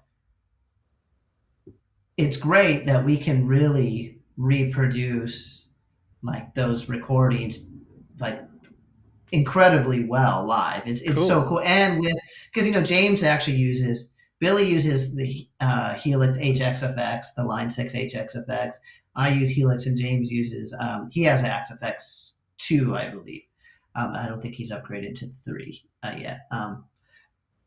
But maybe he has actually. And then we're all using amps. But with all, with all those things, like all those vintage phasers and delays and, the even types of effects, pitch shifting effects that are like, we can actually do all that stuff, nice. And so it's really wonderful. So on that end, it's, it's great, we can do that, but you would think, but of course there's material, like new material, and then like kind of later period pumpkins, like say from Adore even, or Machina, where we kind of are more interpretive with them.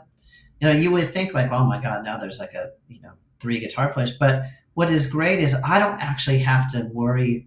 I don't have to cover what James used to do, even on the old material, which is, I was never a Gibson player. I was never a Les Paul type of player. Yeah, when I joined the band, I had to become one. And now, of course, I have quite a few Gibsons in the arsenal, which, for recording and stuff, like, of course you have, Yeah.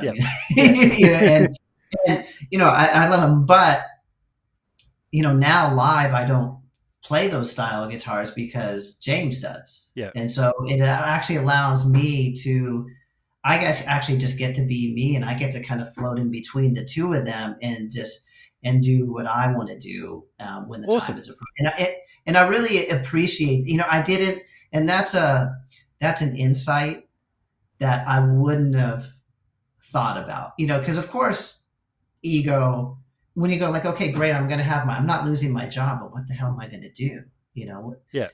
And you would think like, wow, another person up here, how could that give you actually more freedom? But it actually allows me to be more myself. And I really appreciate it. And that's been something that's been really wonderful. So I'm very thankful actually to the situation. Cool. Do you ever find yourself where there's parts where James might say, man, I always struggled playing that part. You seem to play that better than me. How about you take that one? Or has that ever popped up? Yeah, well, the funny thing is now I think we know each other's playing so well that we don't even really talk about who's going to play what. Like, it's just everybody knows, like that's your thing. That's your thing. Yeah. I'm going to do this. Can you cover? Like it kind of just pretty quickly falls into place. Nice. Yeah, it's really It's not too much fighting over stuff. Cool. Yeah. Talk me through your signal path that you're using live now. Like, so you've mentioned the Helix and the amps and stuff, but let's get specific. Like, what guitars are you taking out on the road with you? Yeah. I'll just grab. Let me see. Well, this is maybe the most. These are I got these. These are Yamaha custom shop Pacifica. Beautiful. Which they don't really make anything quite like this, know. And it's actually taken, the body inspiration was from something that they've kind of made in late '80s, early '90s. I think some of what maybe Michael Lee Firkins, those guys. Yeah. I think he had a signature at the time, so they went through the archive and pulled it. And then at the time, Pat Compilatano, who's now he's Jackson's custom shop builder, but he was at Yamaha. He did some new contours on this, and there's like things like they didn't have this type of heel on the back, at the time. And so I have 4 of these, and you can kind of see they're all in different colors. The fluorescent one, and that has a Sustainiac in it. But love there's Sustainiac. One in there. Yeah, and there's kind of like a dark green one in there too. And so I have 4 of these, and do they all have Floyd Roses? Yeah, all have floating Floyd Rose tones with FU tone upgrades. Adam at Adam Reaver at FU tones, a very close friend of mine, and just been such a man. He's been such a great supporter of me, and just a short little. He's introduced Basic because of him. Got to meet Eddie Van Halen, go to 5150 and the whole deal. Like he's, and to this day, he's still really helps me out. So it has like these titanium screws that have been replaced. These inserts are upgraded. It has the big brass block, noiseless trem springs. And only 2 springs, yeah? Yeah, because these are kind of his red silent springs are kind of a little bit stiffer. Okay. So, and according to him, if you have a floating tremolo, especially, that whether you have 2 or 3 springs, tension mathematically is the same to get it wherever it is, like the fulcrum point, right? Yep. So whether you have 2 springs, 3 springs. I still argue it feels different, but he said the tension mathematically is the same. Okay. Yeah. Because it's for it to be with these strings at that tension, at this kind of floating angle or whatever, but so. And what about neck profiles on those? Are they a standard neck profile? No. No, they're super thin. Super thin. Like, I mean, I don't know. You can see they're like very thin, modern, flat. I mean, I wouldn't say that modern, but because they started making things, very similar to like something like an Ibanez or something like that. Very Very okay. I've actually have Pacifica right there. I'm just going to grab it. Yeah.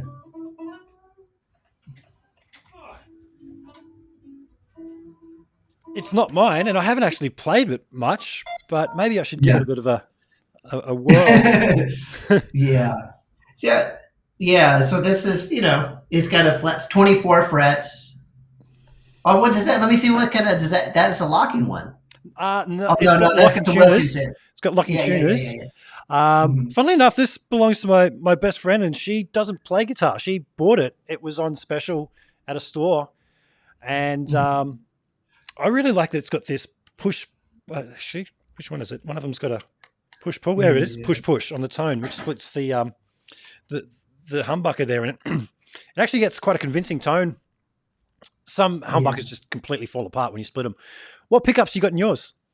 These are this is a Seymour Duncan Hunter, the George Lynch, pickup. Yeah, And this is a Seymour SSL5 single coil. And then they did a custom neck wind of the Hunter for me. It's not, usually don't make it, but they kind of did a matching pair for this. It's really hot, yep. and because but I always love like that underlocking key tone, so for this kind of guitar it works really well. I didn't put any coil tapping and stuff on this because I've done it so much in the past, and then live I never use it much. What I mean? And Yeah, so since I knew these were going to be like my like main live guitars, I just was like I wanted it to be like pulling those things or the dips, which it just ends up kind of never working out for me. So, but it's got 24 jumbo stainless steel frets. You know, do you um, find there's a difference in tone with stainless steel?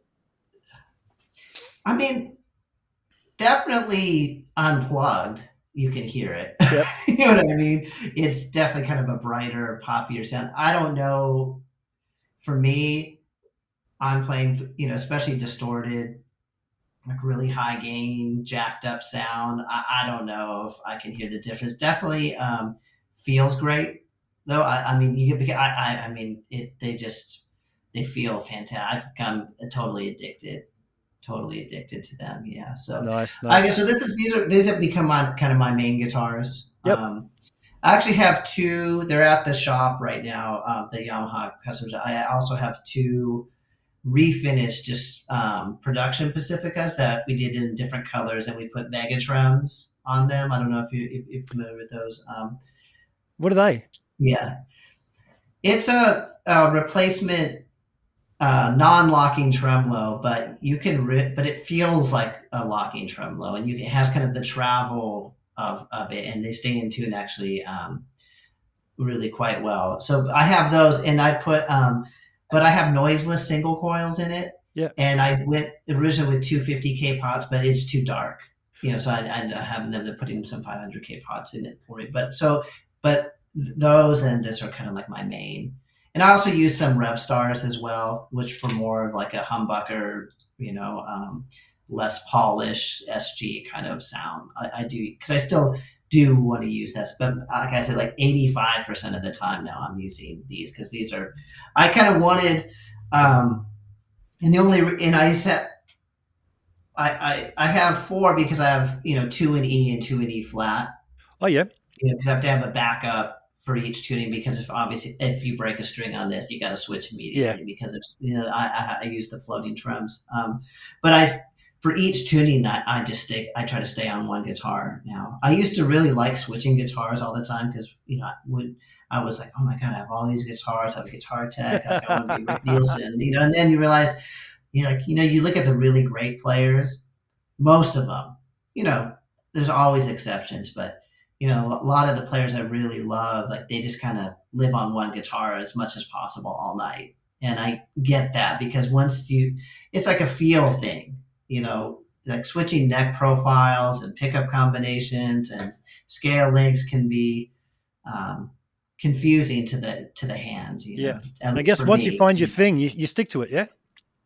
Yeah. So these four guitars they're exactly the same. Cool. Like same body cut, same neck profile, same fret size. The only one is the fluorescent orange one. Red one has a maple neck all full maple neck. Yeah. Yeah. But other than that, they're exactly the same. They feel the same, and they sound phenomenal. I mean, they're exquisite guitars. They play so well. I feel Nice. very, very, very lucky. And What are you stringing yeah, them up with? I use on E natural. I use Ernie Ball Slinky nines. Went to for a long time I used tens, and then I decided to go back to nines, and it really makes a difference, especially with this kind of guitar. It's the right feel, because you want to be able to kind of, even if you play like a D chord, you want a little bit of a shake. Yeah. Yeah. So it's having that slinkiness to it is really nice. And and then on E flats I use tens. Cool. Yeah, I did the same. Like everybody tuned down back in the 90s. It was the thing to do. And they call it the Stevie Ray Vaughan effect, right? Yeah. And I call bullshit on all that, because I went to tens, used that for forever. And a few years back now, I got really bad tendonitis. I had a situation where somebody tried to pull the whole "you'll never work in this town again" thing. So I said, rather than retaliate, I just went, I'm just going to say yes to everybody. And I just overplayed. It was, and I gave myself tendonitis. And I stepped down to eights for a while, and I thought my tone would be terrible. No. I just had to watch my vibrato. I started turning into Yngwie Malmsteen for a bit. Woo! Yeah. No, I know. And Paul Gilbert uses eights, right? Yep. And it's. I mean, I know, and and then Rick Beato, they did that big, like, string gauge test, Yep. and it's funny, because I think that even a lot of those, like, players like Jimmy Page and stuff, probably in the 70s were using eights and stuff, even on the high E, right? And it's pretty thin. Yep. You can tell, because he always, like, his sound is a lot of vibrato and shake too. What definitely was that, they wasn't using thick strings. Yep. Yeah. I've heard that Tony Iommi was using eights tuned down a whole step. And I believe it. I mean, yeah. And that's quite a brutal tone. So, yeah, it's funny that, Billy the Pumpkins, he told me, because, we total obvious, geek out on guitar stuff all the time. And he produced a track one time for Tony Iommi. Wow. And he said that really the heaviness comes from, he almost vibratos every note. Like, he has that shake. And I think that a lot of that has to do with using the light strings. Yeah, right. Because you can't get that type of vibrato. I mean, with the fingers, his fingers and stuff, if he was using thick strings. So yep. Yeah, I think the light strings is kind of they're coming back. I think there's a movement back to lighter strings. Thank God for that. My aging fingers are appreciating that. Hey, are you using wireless? No wireless. No wireless. You use a cable? Yeah. Either Divine Noise or whatever my tech makes me, like, some type of, like, because custom. My techs usually will make like a custom length and cable. Yeah. Do you use it like a super long cable for Live with the Pumpkins?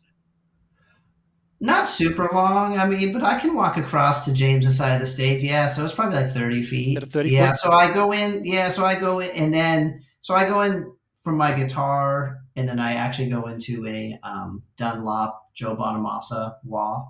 Yep. Or I actually recently, Adam from FE Tone got me a Morley Bad Horsey wah. And so on the last couple shows, I used that, and I really like that. So maybe, I think that might live on there for a while. Cool. I go into wah, and then I have a JHS buffer. I was about to ask with such a long cable, if you're using a buffer. Yeah. So then I go to the buffer which is, that's a pretty long run, probably 30 feet too, that goes to my rig, which is always off stage. And and then I go into Helix first, and then so you keep Helix off stage? Yes. Yeah. So I have to use the racks. The rack one. Helix okay. rack. Yep. Yeah. And you've got the controller that's specific with that? Yep. Yeah, with two Dunlop expression pedals, Nice. for volume and pitch shifting stuff. Yep. Mostly just for volume. I just use it for volume stuff. And then in the loop of Helix, I have in one loop I have the Randall, the RM4, but which is now will be the Rev Generator 120, the preamp, and then I have a couple pedals. I have my old tech Drew Foppy. He'd be great on the show. He's Shinedown has overtaken, has taken him. So Okay. they're playing more shows than us. But he's an amazing, one of the best techs I've ever had the privilege of working. He's just an extremely talented person. Can do everything from build guitar, pedals, amps. He built like a boost pedal called the Royal preamp, and so I have that in my one loop. I have a Eventide H9 in a loop, and then I also have a Electro Harmonics synth pedal too that I use to play the string parts on Tonight on guitar. Nice. Yeah. And what do you use the H9 for?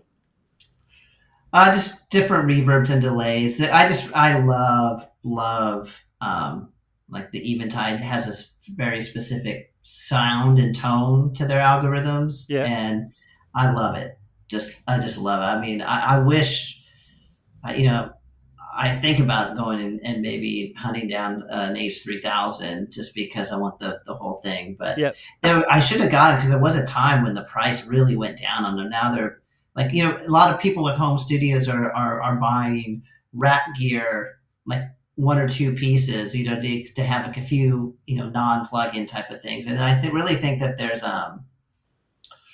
because I have all the Eventide plugins on my DAW, but the H3000 plugin still doesn't do all the things that the actual unit does. And I talked to the people at Eventide. They said it's just the amount of processing and computation they can't do in a plugin yet. Right.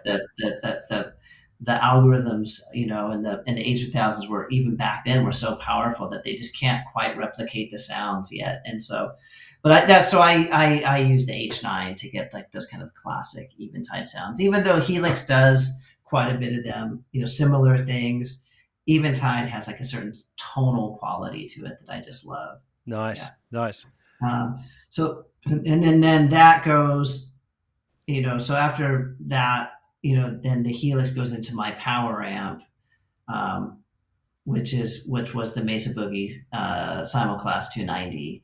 But now I go back at, it'll be the Rev, just the head, So, but it's basic. I just have it's a 4-cable method type of signal routing. Yeah. And do you run that in stereo? Mono, because with 3 guitar players, I mean, there's no point in being stereo. How about when it was just the two of you? Were you stereo then? I have had stereo rigs in the past. Like one time in 2015, we did a tour and I used 278 Marshall JMPs. Nice. And I just ran pedals and effects just straight in, into the front, set the amp kind of like AC/DC type of, and I would just roll down for cleans and then had some drive pedals to get into the high gain. And that was really fun. That was a really fun rig. But when we were going to do the Shiny No So Bright tour, we decided like, hey, we really wanted to replicate like the classic material as it was recorded. And so I needed a more pristine clean. So I went back to the RM4 rig, and so, because I needed to have something that could be really, really clean. Nice. So, nice. But that rig, that the 2 Marshalls I ran in stereo. Nice one. Yeah, it's one of those things. When I had the 80A and Quadriverb rig back in the 90s, I'd run that in stereo, and once you go stereo, it's hard to go back, especially if you're the only guitar player. Because most of the bands I've played in, I've been the only guitar player, so I do have that sonic space. Yeah, no. When I sit here at home, I always play stereo. It's addicting, you know what I mean? And it's funny because I'm just. Don't mind me. I'm just adjusting my camera. It's gone dark here outside. Sorry. Yeah, what I because effect trends as certain things come and go, and for a while, using chorus was like super taboo, and now chorus is, especially on clean guitars, has totally come, like, it's, people are not offended by it at all anymore, and so using things like in Helix, like the tri-chorus and things like that, I just sit here in my, because I actually, you can't see it because this is my studio in front of me here, and so I just sit here playing ping pong delays and stereo chorus. Love it. Yeah. It's one thing though that whenever I compare, and I've got one just here.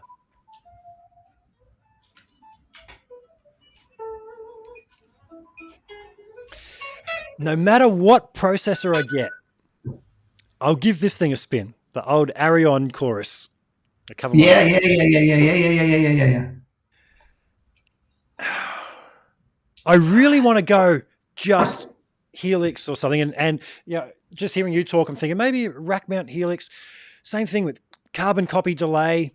One of the artists that I play for, his signature tune is very much like U2, where the guitar's playing off the delay. And I just cannot get a digital unit to get that same sound. I've got a carbon copy delay there, the MXR, and it's just like there's something about the way that it goes that I just can't get out of any of the digitals. Yeah. Are you finding that? Are you like swapping convenience of having a sound that's 90% there to have everything at your disposal, rather than having, that one killer pedal that just... Yeah, for sure. Sure. Just because I had, at one point I just had these ridiculously huge pedal boards, and you'd have all these pedals, and, the sounds are great, but, and especially if, like, even if they're digital or analog, but especially like analog pedals, but you have them like one setting. I can't in the middle of a show go in like, okay, I got to brighten this or darken this and then change this setting. And, it's like, it's kind of like one, I would have MIDI switchers, and I could, make presets with different combinations of pedals, but you couldn't, unless it was a pedal that was fully digital, like some of the Eventide, like the time factor and the pitch factor. I had all of those when they first came out, and then, or something like the H9. And now there's quite a few digital pedals, that are all MIDI as well. So there is programmability. But what is great about Helix is that you have complete flexibility of every single parameter on, not just on every preset, but within snapshots within the preset. Because you could have like one preset, right? Say a high gain distortion sound with some pedals and delay and reverb.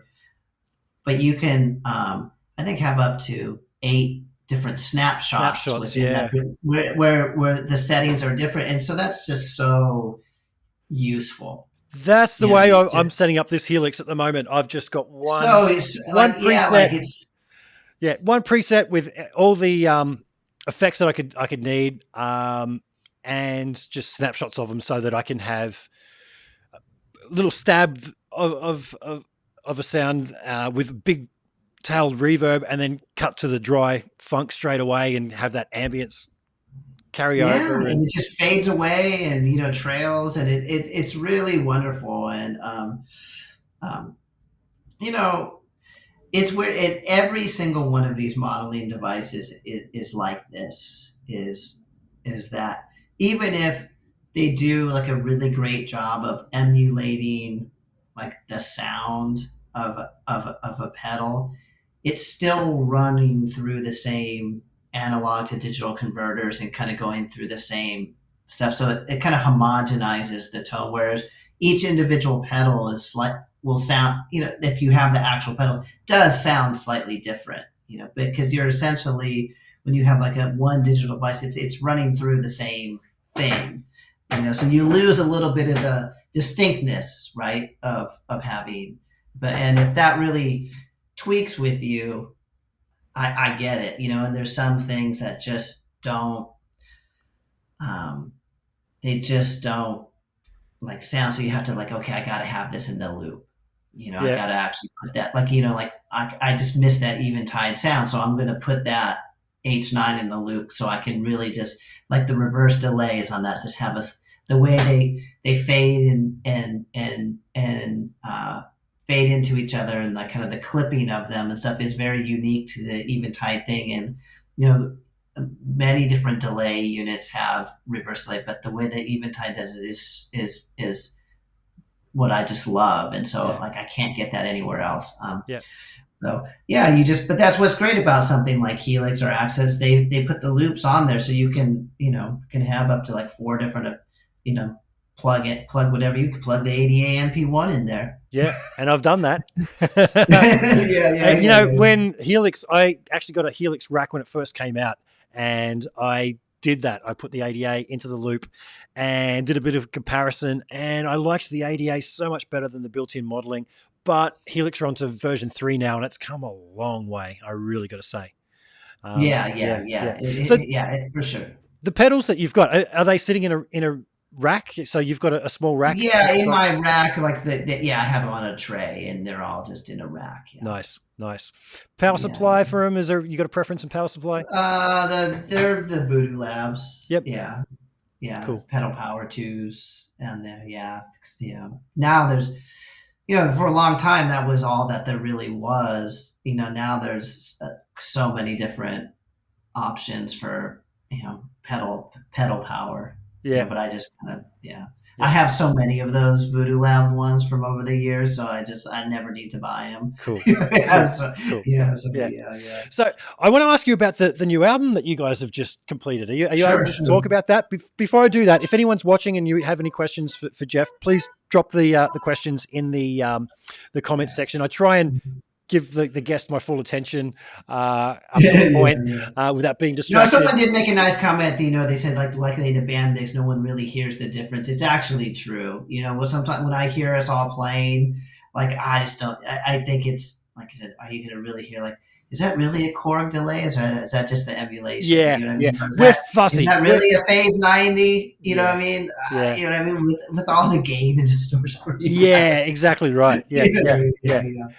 Brooke that asked that question, he's actually quite a gun country guitar player. I've heard the name around town here. So good to see you, Brooke. Yeah.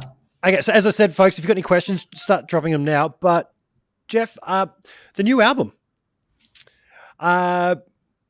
spill the beans, mate. Is it a departure in style, or is it? Still working on it. So it's still we're on, it's kind of on the tail end. I mean, you can see if you follow our Instagram, or some of our, it's kind of more like I think it's kind of final vocal, like background vocals. So it's like that we're in the last layer of layer of stuff. Yep. So so it's something that we've been working on, I would say at least about a year, and doing it for the most part, I mean, I guess basically remotely.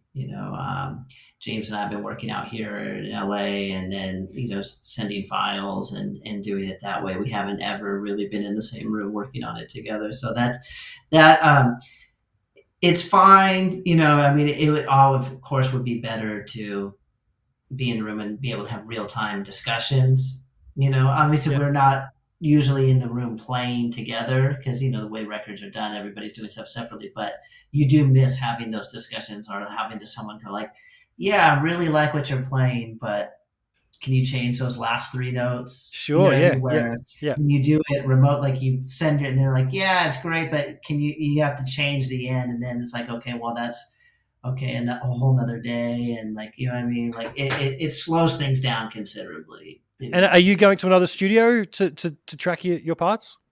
I have been, only because it's such a big project that I just felt like I needed to I wanted to be able to have someone else engineer.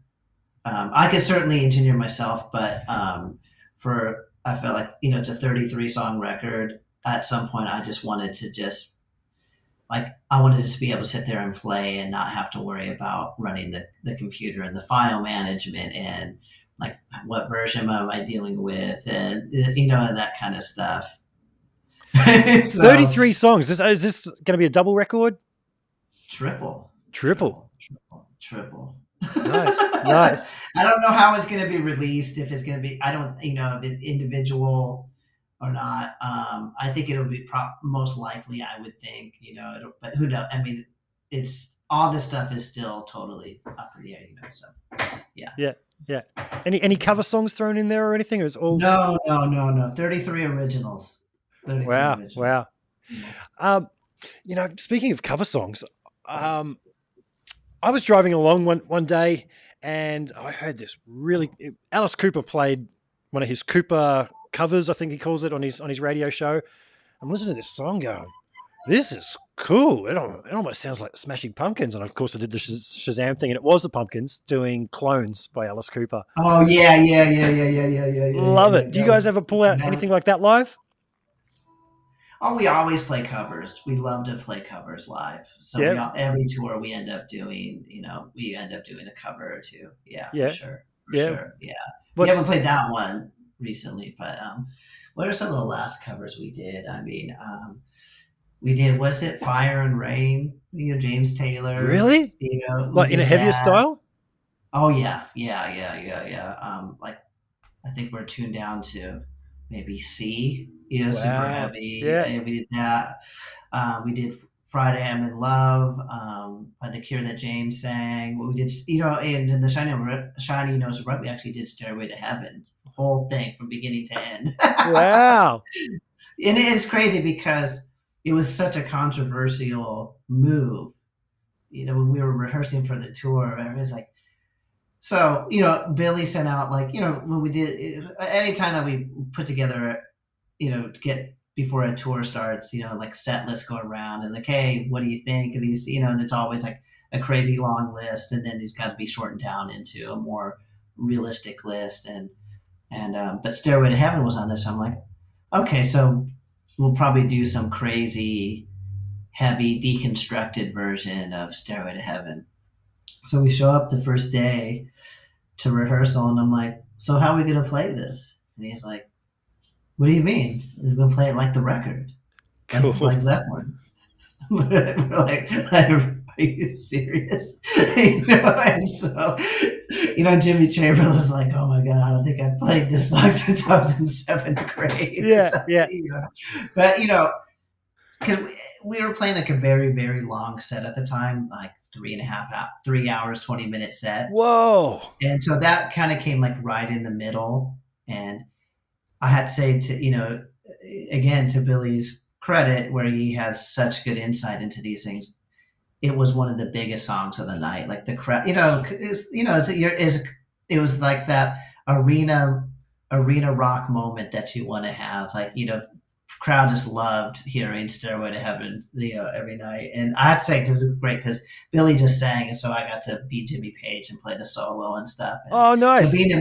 So being in Madison Square Garden and being able to on that stage and get to play the solo to Stairway to Heaven was pretty it was pretty awesome. I bet you must pinch yourself and just go, no way. Like, does that still happen? Like you were saying, I mean, back in the 90s, the whole alternative thing came along and Pumpkins were at the forefront of that.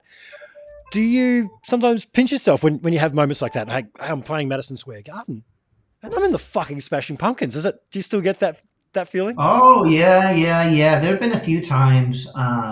There was one era of the band when we did the Monuments for an Elegy album, and we didn't really have a band. It was just Billy and I. Mike and Nicole, who were playing with us, weren't in the band, and it was just the two of us. And so we're in the studio just demoing out all the songs, and through a discussion, that we're kind of like, wouldn't it be cool if someone, who's going to play drums and blah, blah, blah, blah. And then we're like, we came up with the idea of like, we got to get Tommy Lee to play on this record. And so, Tommy Lee ended up playing on the record, but he couldn't do shows with us. And um, through friends and whatnot, we actually had the band was Mark Sturmer from the Killers was our bass player, and then Brad Wilk from Rage Against the Machine was the drummer. And actually, we did quite a few. We did all the Soundwave festivals in Australia. Yeah, yep. And that was actually, I think, the last time we were there, which was 2015. And I remember I would walk on stage, one of those times, and I said, you know what, really take this in, because wow, I'm in a band with, basically Billy Corgan, Brad, Mark, how I get to play with these guys. And that was, I don't know if it was Smashing Pumpkins, the reason we didn't really, there's a lot of personalities there, and, a lot of,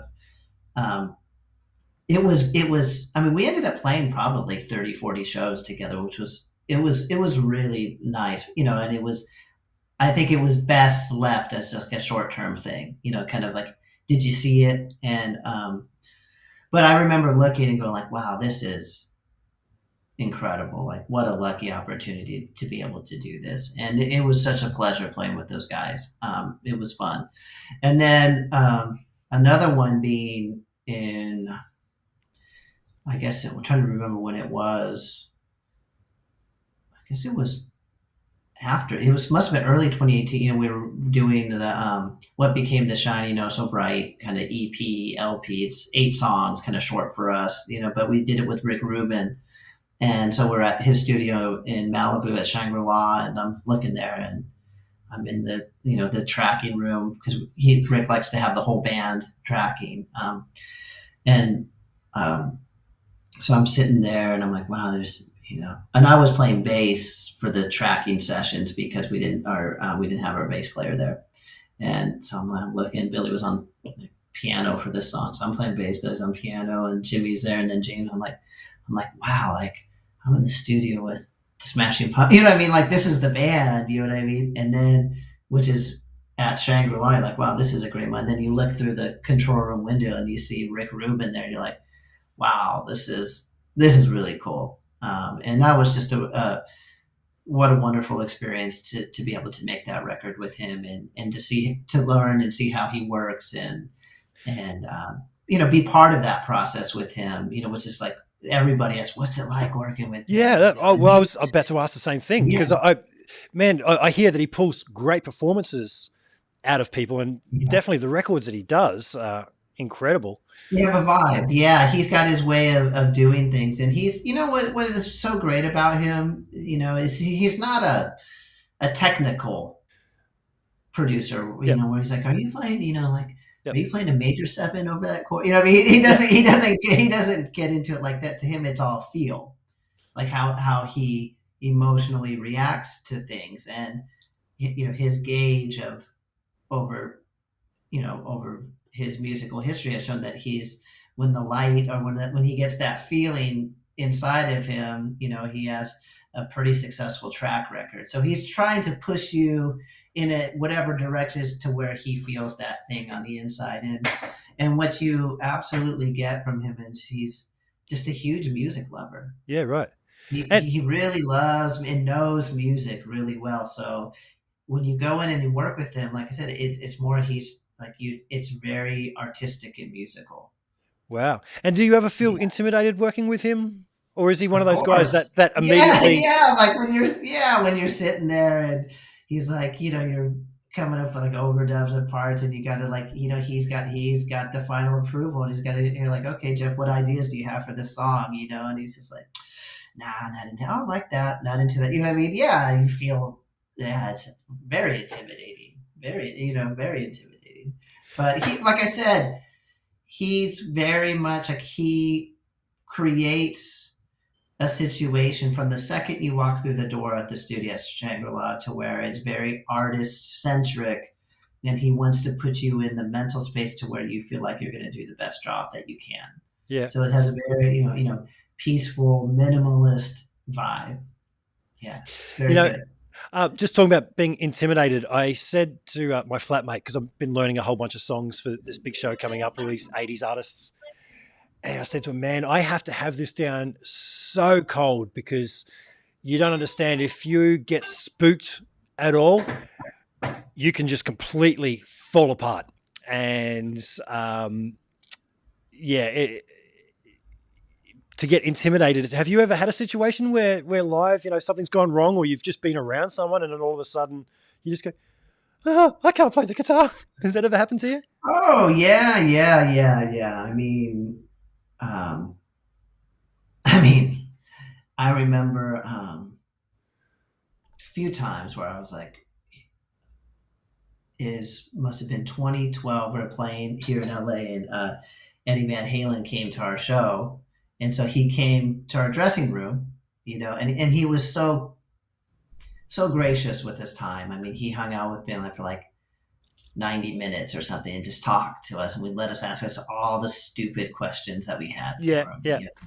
What I mean? Like, like just but when he walked in, I was, because before the show I was sitting there playing a guitar, and so I realized after a second, I'm like, oh, he's watching me play, and I feel like, why am I even like, hold on, Yeah. I gotta put this down, like I don't want to play in front of Eddie Van Halen, so that was like, like all of a sudden, like, I can't really play that well. Wow.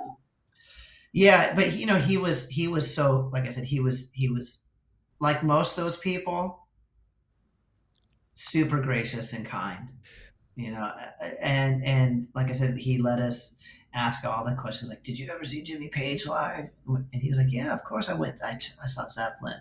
We're like, oh my god, what'd you think? He was like, I didn't think it was that great. But then you have to remember, you're like, he was Eddie Van Halen. He was like, I'm doing these things that I'm gonna break all these rules, and I'm gonna kind of reinvent rock guitar for what it was in the late 70s. And Yep. yeah, it was you realize like he was a special being in that way. Cool.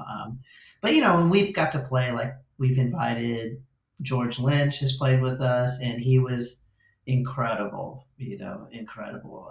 He was great. Who else? Uli John Roth we've played with numerous times. And recently, I become because from Chicago, but we're still friends. I became friendly with Michelangelo. Because I hit him up actually through Instagram or something, just about taking some guitar lessons from him, because I was working on a lot of that kind of picking, alternate picking, fast alternate picking stuff, and I had kind of hit some like roadblocks. Yep. I'm like, like I can get the metric, I can't really, maybe it's just something I'm not holding my pick correctly. Is it something about my technique that's keeping me from, really getting the keys to the Lamborghini? You know what I mean? As he puts it, yeah, I've seen that. And so then he said, yeah, sure, like, just come up, you can come up to my house and we'll play. And so I took a couple lessons from him, and so we just become friends over time. And he's, again, for someone like as talented as he is at what he does, he's super humble, super gracious, super giving of his knowledge. Yep. He and so he showed me, he's like, you're fine. He just needs to he gave me a couple pointers, tips, and it really did, it kind of helped me. And but so then he was actually out here in LA doing something, and he does a live stream on his Facebook and stuff, and he asked me to come and hang out with him, and he's like, let's play together. And I'm like, I don't want to. I was like, okay, because he's like, and so I was really nervous playing, because he's just like, it's like, he's like, and I'm just like, with two hands, yeah. Yeah, I'm just gonna play just one note. You know what I mean? You're just trying to just not mess up in front of me. But like I said, he's not judgmental in that way at all. He's really sweet. But of course, when you play in front of really great players, you always, if you, I still get intimidated, of course. Yeah. It's funny. A friend of mine opened for Van Halen on the For Unlawful Carnal Knowledge tour back in the early 90s, and spent quite a bit of time hanging out with Eddie. And he brought up that he would always be backstage. Actually, just after Eddie passed on, there was a video getting around of him playing an old Strat backstage somewhere.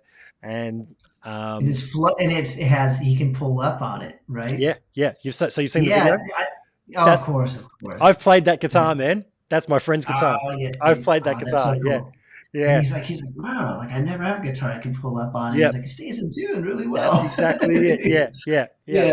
And it's Yeah. funny because that band, the lead singer was married to Nuno Bettencourt for about 15 years. And I Oh, got to okay, hang out okay. with Nuno on my 21st birthday. Of all the things, I got drunk with Nuno Bettencourt on my 21st. And I didn't get to play guitar with him or anything like that. But I I remember him saying to me, "Oh, so who are your influences, man?" And I just looked at him and just went, you."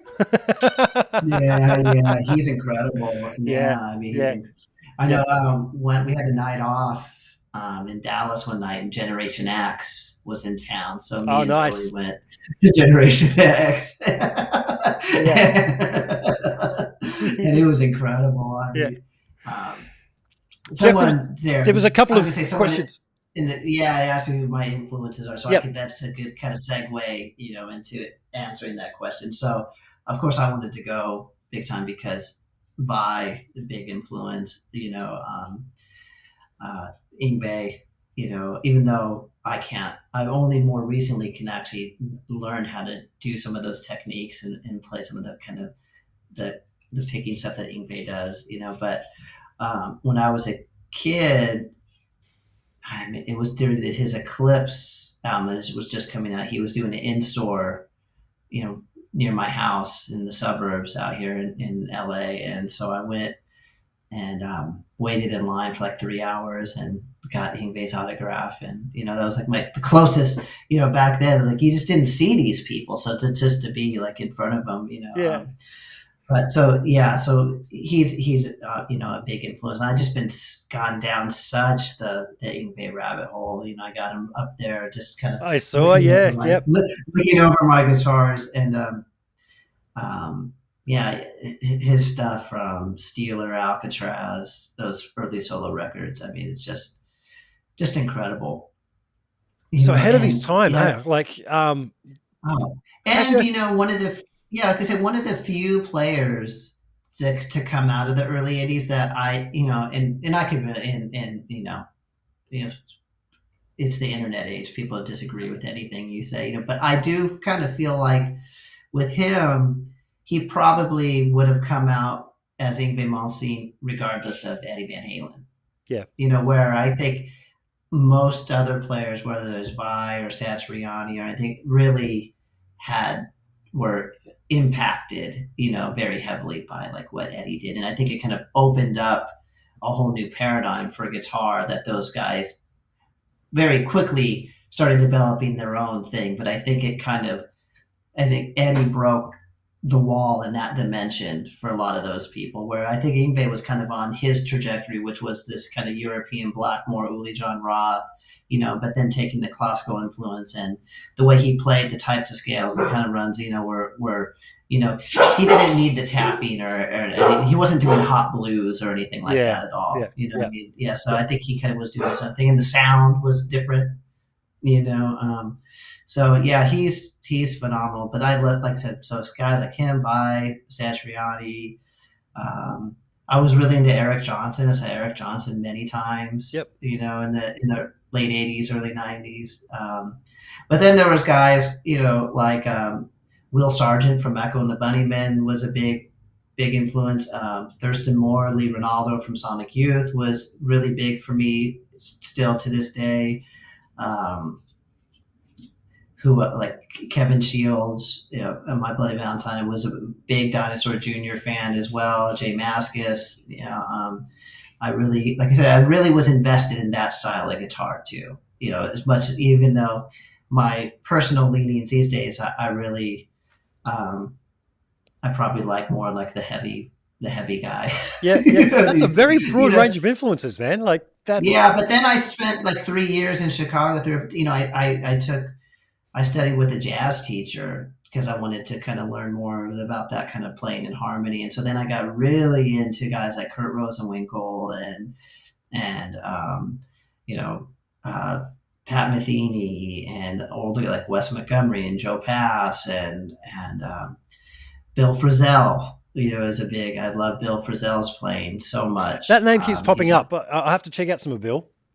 Oh, he's incredible, and he just actually more recently he's done these kind of duo albums with a bass player, Thomas Morgan, and those records are incredible. I saw him play live in Chicago at a small club with just the two of them, and it was one of the best musical experiences of my life. Yeah. Wow. There's another guy, Jonathan Kreisberg, who's an incredible jazz player. And, these kind of players, like someone like Kreisberg, because I took lessons through this school in Chicago called the Old Town School of Folk, and they did a lot of seminars.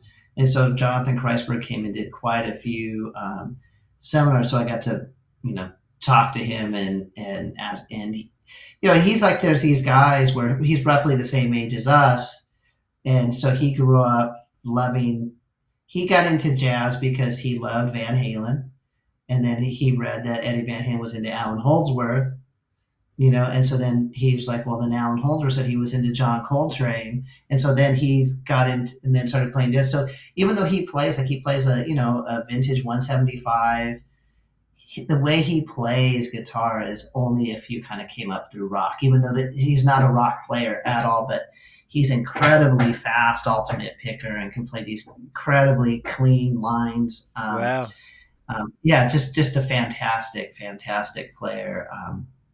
He's got this solo guitar record that he's done where he plays My Favorite Things, and just solo guitar, and it's just incredible. It's just one of the most beautiful things you've ever heard. So I got, a lot of stuff like that, really got into that type of playing too. So I really try to put no limits on what I like, because I feel like, and it's funny. I had this question, when I took lessons from Michelangelo, he was like, why do you want to learn how to, he's asking me what my desire was into learning to play like faster stuff. I said, well, to me, they're just textures. That kind of fast alternate picking is a sound. Yep. Just like running, a chorused out fuzz chorused out through a modulated reverb to create this big amp is a texture too. And so depending on what feeling or emotion you're trying to convey through the music, I want to have these different color palettes available to me. I don't want to have, so it's just really about, especially as I get older, it's not like I want to play one style. It's like I want to play like what I hear in my head, and to be able, we all know, we're all players, to play what we hear in our head. Sometimes you need technique, sometimes you need an effect pedal, sometimes you need to learn how to really get into the page 3, that delay, to get the kind of the modulations on the repeats that you really want, so but it also may be like, hey, I really need to work on my legato playing. Yep. Yep. So I spent the last few years working a lot on alternate picking and playing fast. Have you ever checked out Troy Grady's Cracking the Code series? Of course. Man, that was an eye opener for me. That changed my playing, because I was stumbling. It was the things that he was saying. You go to change string and it would just fall apart. Yeah. Incredible. And so then, more recently I've been working on, because I never was really like a serious legato player. So I'm like, okay, I spent the last 5 years on alternative pick and need to work on some things like legato. And then, and when I was taking jazz, because my teacher studied with Joe Diorio, who wrote that book, Intervallic Designs, so we worked a lot out of that book, Joe Diorio, which is such a great book, but one of Joe Diorio's students was Jennifer Batten. Yep. And so she does a lot of stuff. So I got it right here in my music that I've been working on. I don't know if her book. Oh, nice. Nice. Jennifer Ben's Ultra Intervallic Guitar Licks, which is basically kind of her taking, the concepts that she learned from Joe Diorio's Intervallic Designs. Yep. And applying them to her stuff. So it's a little more rock fusion-y kind of stuff. Yep. So, yep. So I'm just always looking for ways to how can I expand my vocabulary, in that way. Yeah. Great. And so, That's good. and studying jazz really helped in that, because I really, even though I'd been playing guitar for so long, I really didn't understand what improvisation was. I thought, like many people, like, oh, when you improvise, you're just making up new shit all the time, right? Yeah. But that's not really, jazz players don't really do that. They have like, they have what they call it vocabulary, and so what, I guess they're licks, Yep. you know, Yep. and like, we're having this conversation, we're improvising this conversation, we're not scripted out, right? But Yep. I'm not making up words, I'm not Exactly. making up sentence structures. Yeah. And that's more like what it is. They have all this vocabulary under their fingertips, and can kind of do it. So now I'm like, oh, so when I learned, and my jazz teacher taught me like this, like, so if you learn a lick, from Joe Dior's Intervallic Designs that works over a major chord, how can you reframe that to work over a minor chord? How can you work over a half diminished chord? Because the intervals create the pattern, the shape. You can now transpose those intervals to different chords and whatnot. So now when I learn things like this, I know how to apply them in a way that, like, oh, even though I learn a lick, I can learn the lick in 3 or 4 different ways. Yeah. You know what I'm saying? Like Yeah. that. So it's and that's something that's been very eye-opening too. And going like, oh, it's okay to use a lick more than once. And then you start really studying someone like Eddie Van Halen. There's like certain phrases and patterns that are all over the first 4 records. Yeah. Yep. Yeah. Absolutely. And you realize, like, oh, that's what people do. It's just,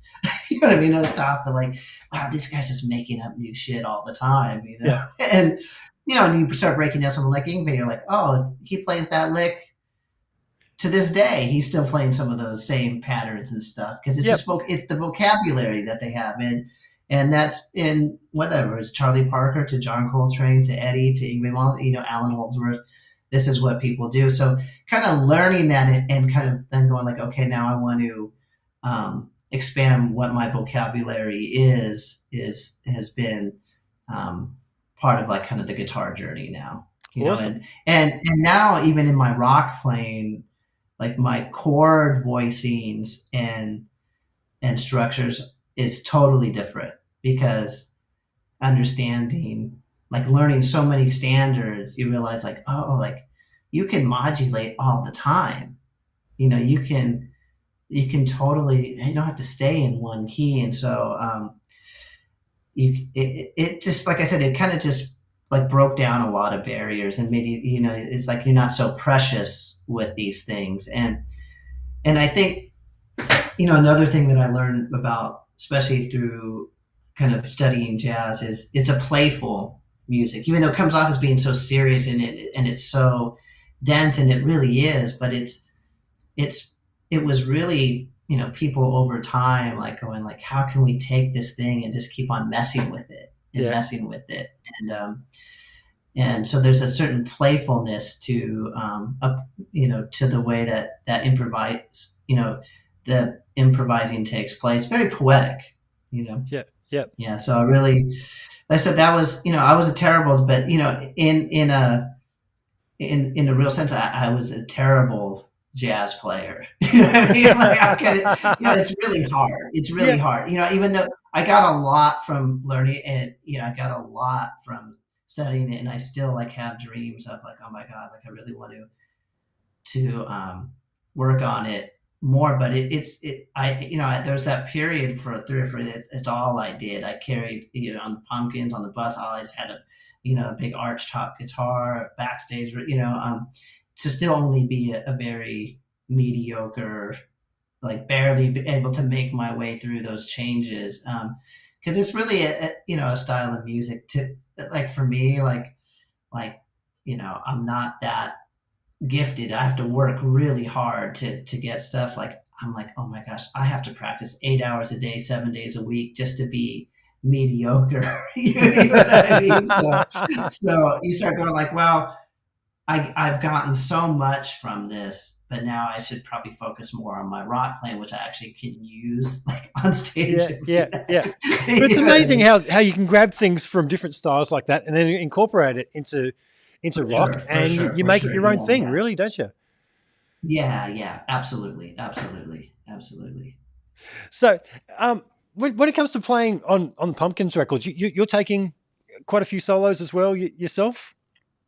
Sometimes, I mean, on this record, it's hard to say yet because a lot of things haven't been finalized. But Yeah. Live, Billy and I switch off quite a bit. Yeah. And are you finding that you're incorporating some of these new ideas that you're learning from jazz? Oh yeah, for sure. But for Pumpkins, it's more of a rock thing. You know what I mean? But it's just like, I think what I learned more than in anything, with the jazz mentality is thinking intervals more than scales. Where you become really going like, what intervals in this line am I highlighting over this chord? Yeah. Which is rock, we just kind of, hey, E minor and below. You know what I mean? But players that are really good always know what note they're playing against the chords. Absolutely. But, when you hear other, say like not advanced players that, and some people learn that intuitively. You know what I mean? Yeah. You don't need to know it theoretically. Intuitively is fine too. But for me, I was one of those players where like I'm just playing in this key, and if I land on a good note, that's rad. And if I don't understand why I'm not. Man. So it became much more of a thing where I had to be like, okay, like this run is going to go from the flat 7 to the 5, and that's going to make this line feel a certain way. So that's something that I've become much more cognizant of over the last like 5 years of my life. I think I mentioned before that I consider myself a bit of a pentatonic hack for many years, where, hey, we're playing an A minor. Hey, watch me milk this shape down at the 5th fret or whatever. Oh, it's major. Let's move that down 3 frets.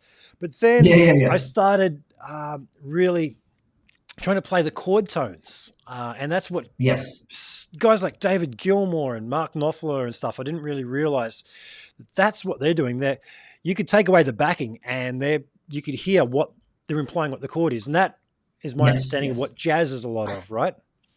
Yes. In the most rudimentary sense, yes. But then people start doing substitutions and stuff, and so then it gets like, taken from there. But yes, in the most general sense, is you're supposed to always be playing the changes. Yeah. And I went to a guitar clinic recently, held by the guitar player on The Voice in Australia here, and he was talking about trying to teach how to play around the chords in a rock kind of way. And it's such a big thing. All the greats are doing it, and it's something I've been working on in my own playing. You've said a lot of things that you've been working on in your own playing there, with the alternate picking and the jazz and everything. Is there anything that you really don't like about your own playing that you just go, oh man, I'm terrible at blah blah blah? Everything. Yeah. I mean, everything. I'm going like, I can hear like I'm rushing there. I'm lazy there, or what I mean. Like I don't. It sounds too methodical. It's not fluid. Of course, I'm always trying to work on those things. I mean, it's just and it's. I mean, I don't think as a player it's really even worth it to feel like, hey, I've arrived. I think we're always in a process of becoming. At least for me, like to me, I just feel like, what we can do on this instrument is really limitless. I know I'm gonna die before I run out of things to work on. On this instrument, and I like that. I really feel like that's such a beautiful thing about it. And maybe I should get into some jazz playing, man, because it seems to be something that as people get older, like a good friend of mine is one of the most recorded guitarists in history. LA session musician from back in the 60s, 70s, 80s, but lives out here now. And he finds himself playing a lot of jazz, and I think I could learn a lot from that. You can. No, it is, like I said, it's a rabbit hole that you can get hard to get out of, and but um, it's limitless. It's just so many great players, and now you just see, like, you're like, oh my god, there's all these kids out there that you know that are so young that can just like so can blow over these super sophisticated changes, and I'm like, I think as an older person, it's always harder for your mind to train your mind to work a different way. It is, isn't it? Trying to learn new Yeah, things. yeah. Yeah, it's hard to It is. It retain. is. Like, I've been playing guitar for so many years now, doing it, so you can only make very small, like little changes Yeah. is even tough. You know Yeah. what I So mean? there It was a takes, great question that just came up there. I'll let you go soon because time is getting away on us. And I heard the yeah, dog yeah, barking yeah, before. yeah, The dog's going, Dad, food time. Um, yeah, yeah, yeah, yeah. It is. Yeah, it is. Yeah, yeah, yeah. yeah. Actually, What is your fall back on lick if you're jamming and you want to do a flashy thing? Everyone has that lick. Have you got a couple of? Oh, I need to impress yeah, people. Here's this thing now. I do like this kind of. It's like from a Paul Gilbert, from Yeah. his intense rock. And it's just basically like it's a 6 note kind of phrase. So it'd be like if you're starting, in E minor, if you're starting like here on the G string, you just go, you know, you can just, I know I the do that. one. That's like kind of yeah, that's like one of I like to use that a lot if I want to do something like, I mean, can play it really fast and stuff because I work a lot. So that's one of my go-to. Yeah. And again, but it's just like a pattern that you can move to, like, like, okay, like I can go from that note to that note there, Yeah. Yep. and it's, yeah, yeah, yeah. You can play whatever it is as sextuplets or as 16th notes. Yeah, Yep. Yep. My thing yeah. is, I can do the Eddie Van Halen tremolo picking thing. The brrr, Uh-huh. and it's all about holding it in your middle finger. So if I'm in a situation, it's like, oh, okay, I need to pull something out now. No, I'm not warmed up at all, but I gotta. And this isn't my choice of guitar, but I don't know if you can Oh hear yeah, that. you can do it. Yeah, yeah, yeah, yeah, yeah, yeah, yeah, yeah, yeah. When I had Troy Grady on from Cracking the Code, I did a bit of that, and he actually mapped out. I had a metronome there, and he worked out what tempo it was that I was playing at, and was saying, "Man, if you could learn to do this," and gave me some tips on incorporating that into just straight out speed playing. But I haven't had the time Rip to it. dedicate Yeah, that. yeah, Plus, yeah. I'd have to go back and watch the interview to find it, and I don't watch myself. That would absolutely, No, it's funny because where he probably learned that from is Michelangelo, because that's yeah, what mine is. Because he showed me how fast can you tremolo pick, yep, and he was like, okay, he's like, then you can play super fast. yep, You just yeah. got to get the left hand. He's like, what I mean? Yeah, I think he must have learned that from Michael. I Yeah, think so. I think so. Man, Mike's somebody yeah, that I've been yeah, trying to get on here for a while. I keep dropping messages on his Facebook just when he puts posts like, "Hey, if ever you want to come on," but he never gets back to me. okay, There was okay. one I know. more I mean, question. yeah.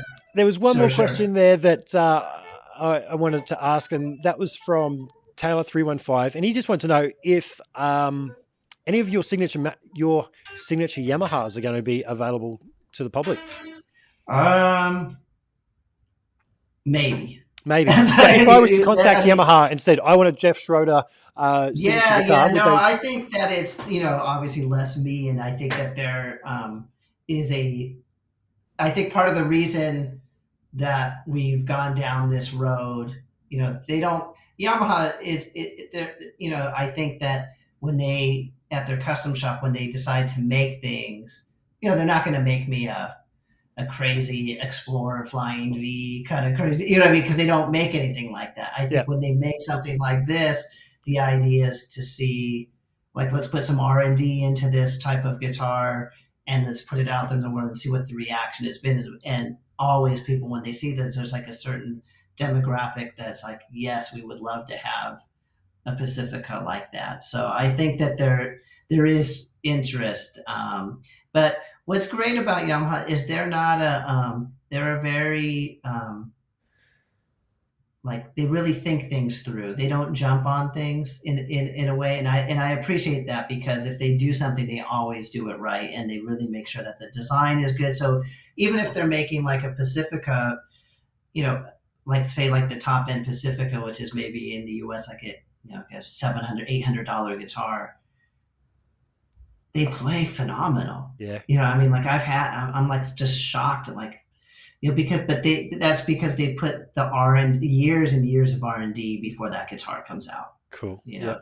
So I I feel like I would be totally happy if they wanted to. Not because I don't care about, I don't even think about things like a signature guitar or anything. Like, it just doesn't mean anything to me. You know what I mean? I just think that, like, I'm part of this community of guitar players that likes these types of things. And so if I can help bring that to the Yamaha family again, because they haven't made anything like this in a while, I think that would be great. That's more how I see it. And so, we'll see. Awesome.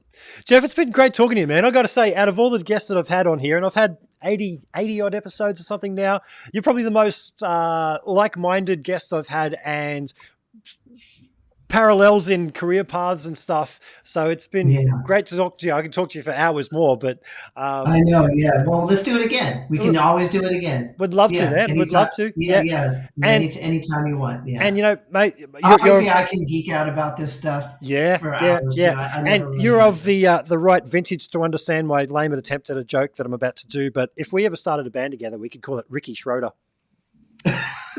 Exactly. I was such a huge fan of Silver Spoons, right? Or was it Silver Spoons, right?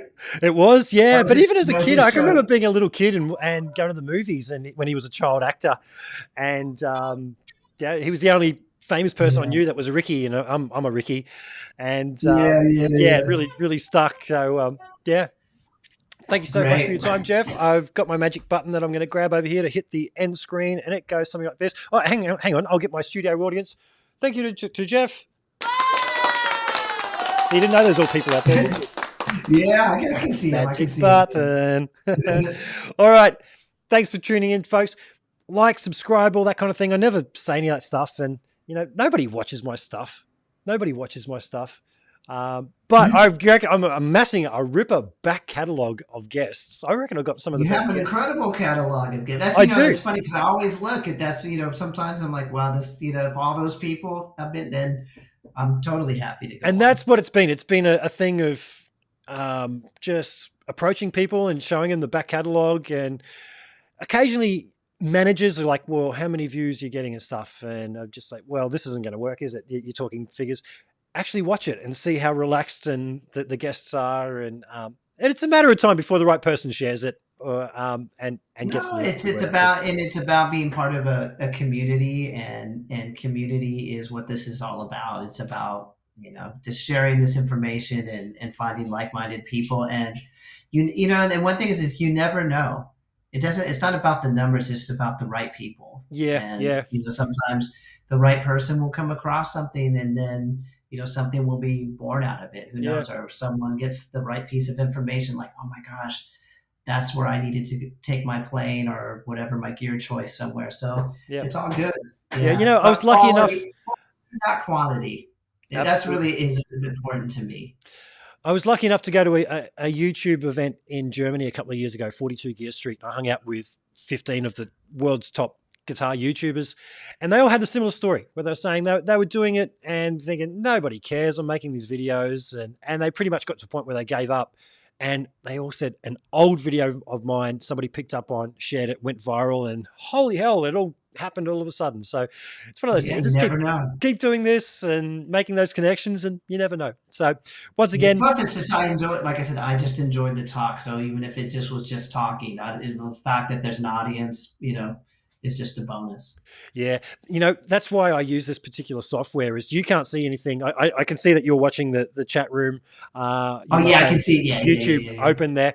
But I set this up particularly so that the guest can't see all this thing is me. And that way we're just having a chat. You're not seeing what's being broadcast, etc. Because I have been a guest on other people's podcasts where I can see what's being broadcast. And when they cut the screen to just me, I'll be talking, and then I'm presented with this big picture of myself talking, and I'm like, look at that zit on my nose, and so I was a beta beta tester on this particular software when they incorporated their own chat and I said, you need to have this. Yeah. You need to have this so that the guests can't see. And I think it works. But I'm rambling on now. I've got to hit that end screen button, which is right here. And it goes something like this. Thanks again, Jeff. Okay, bye.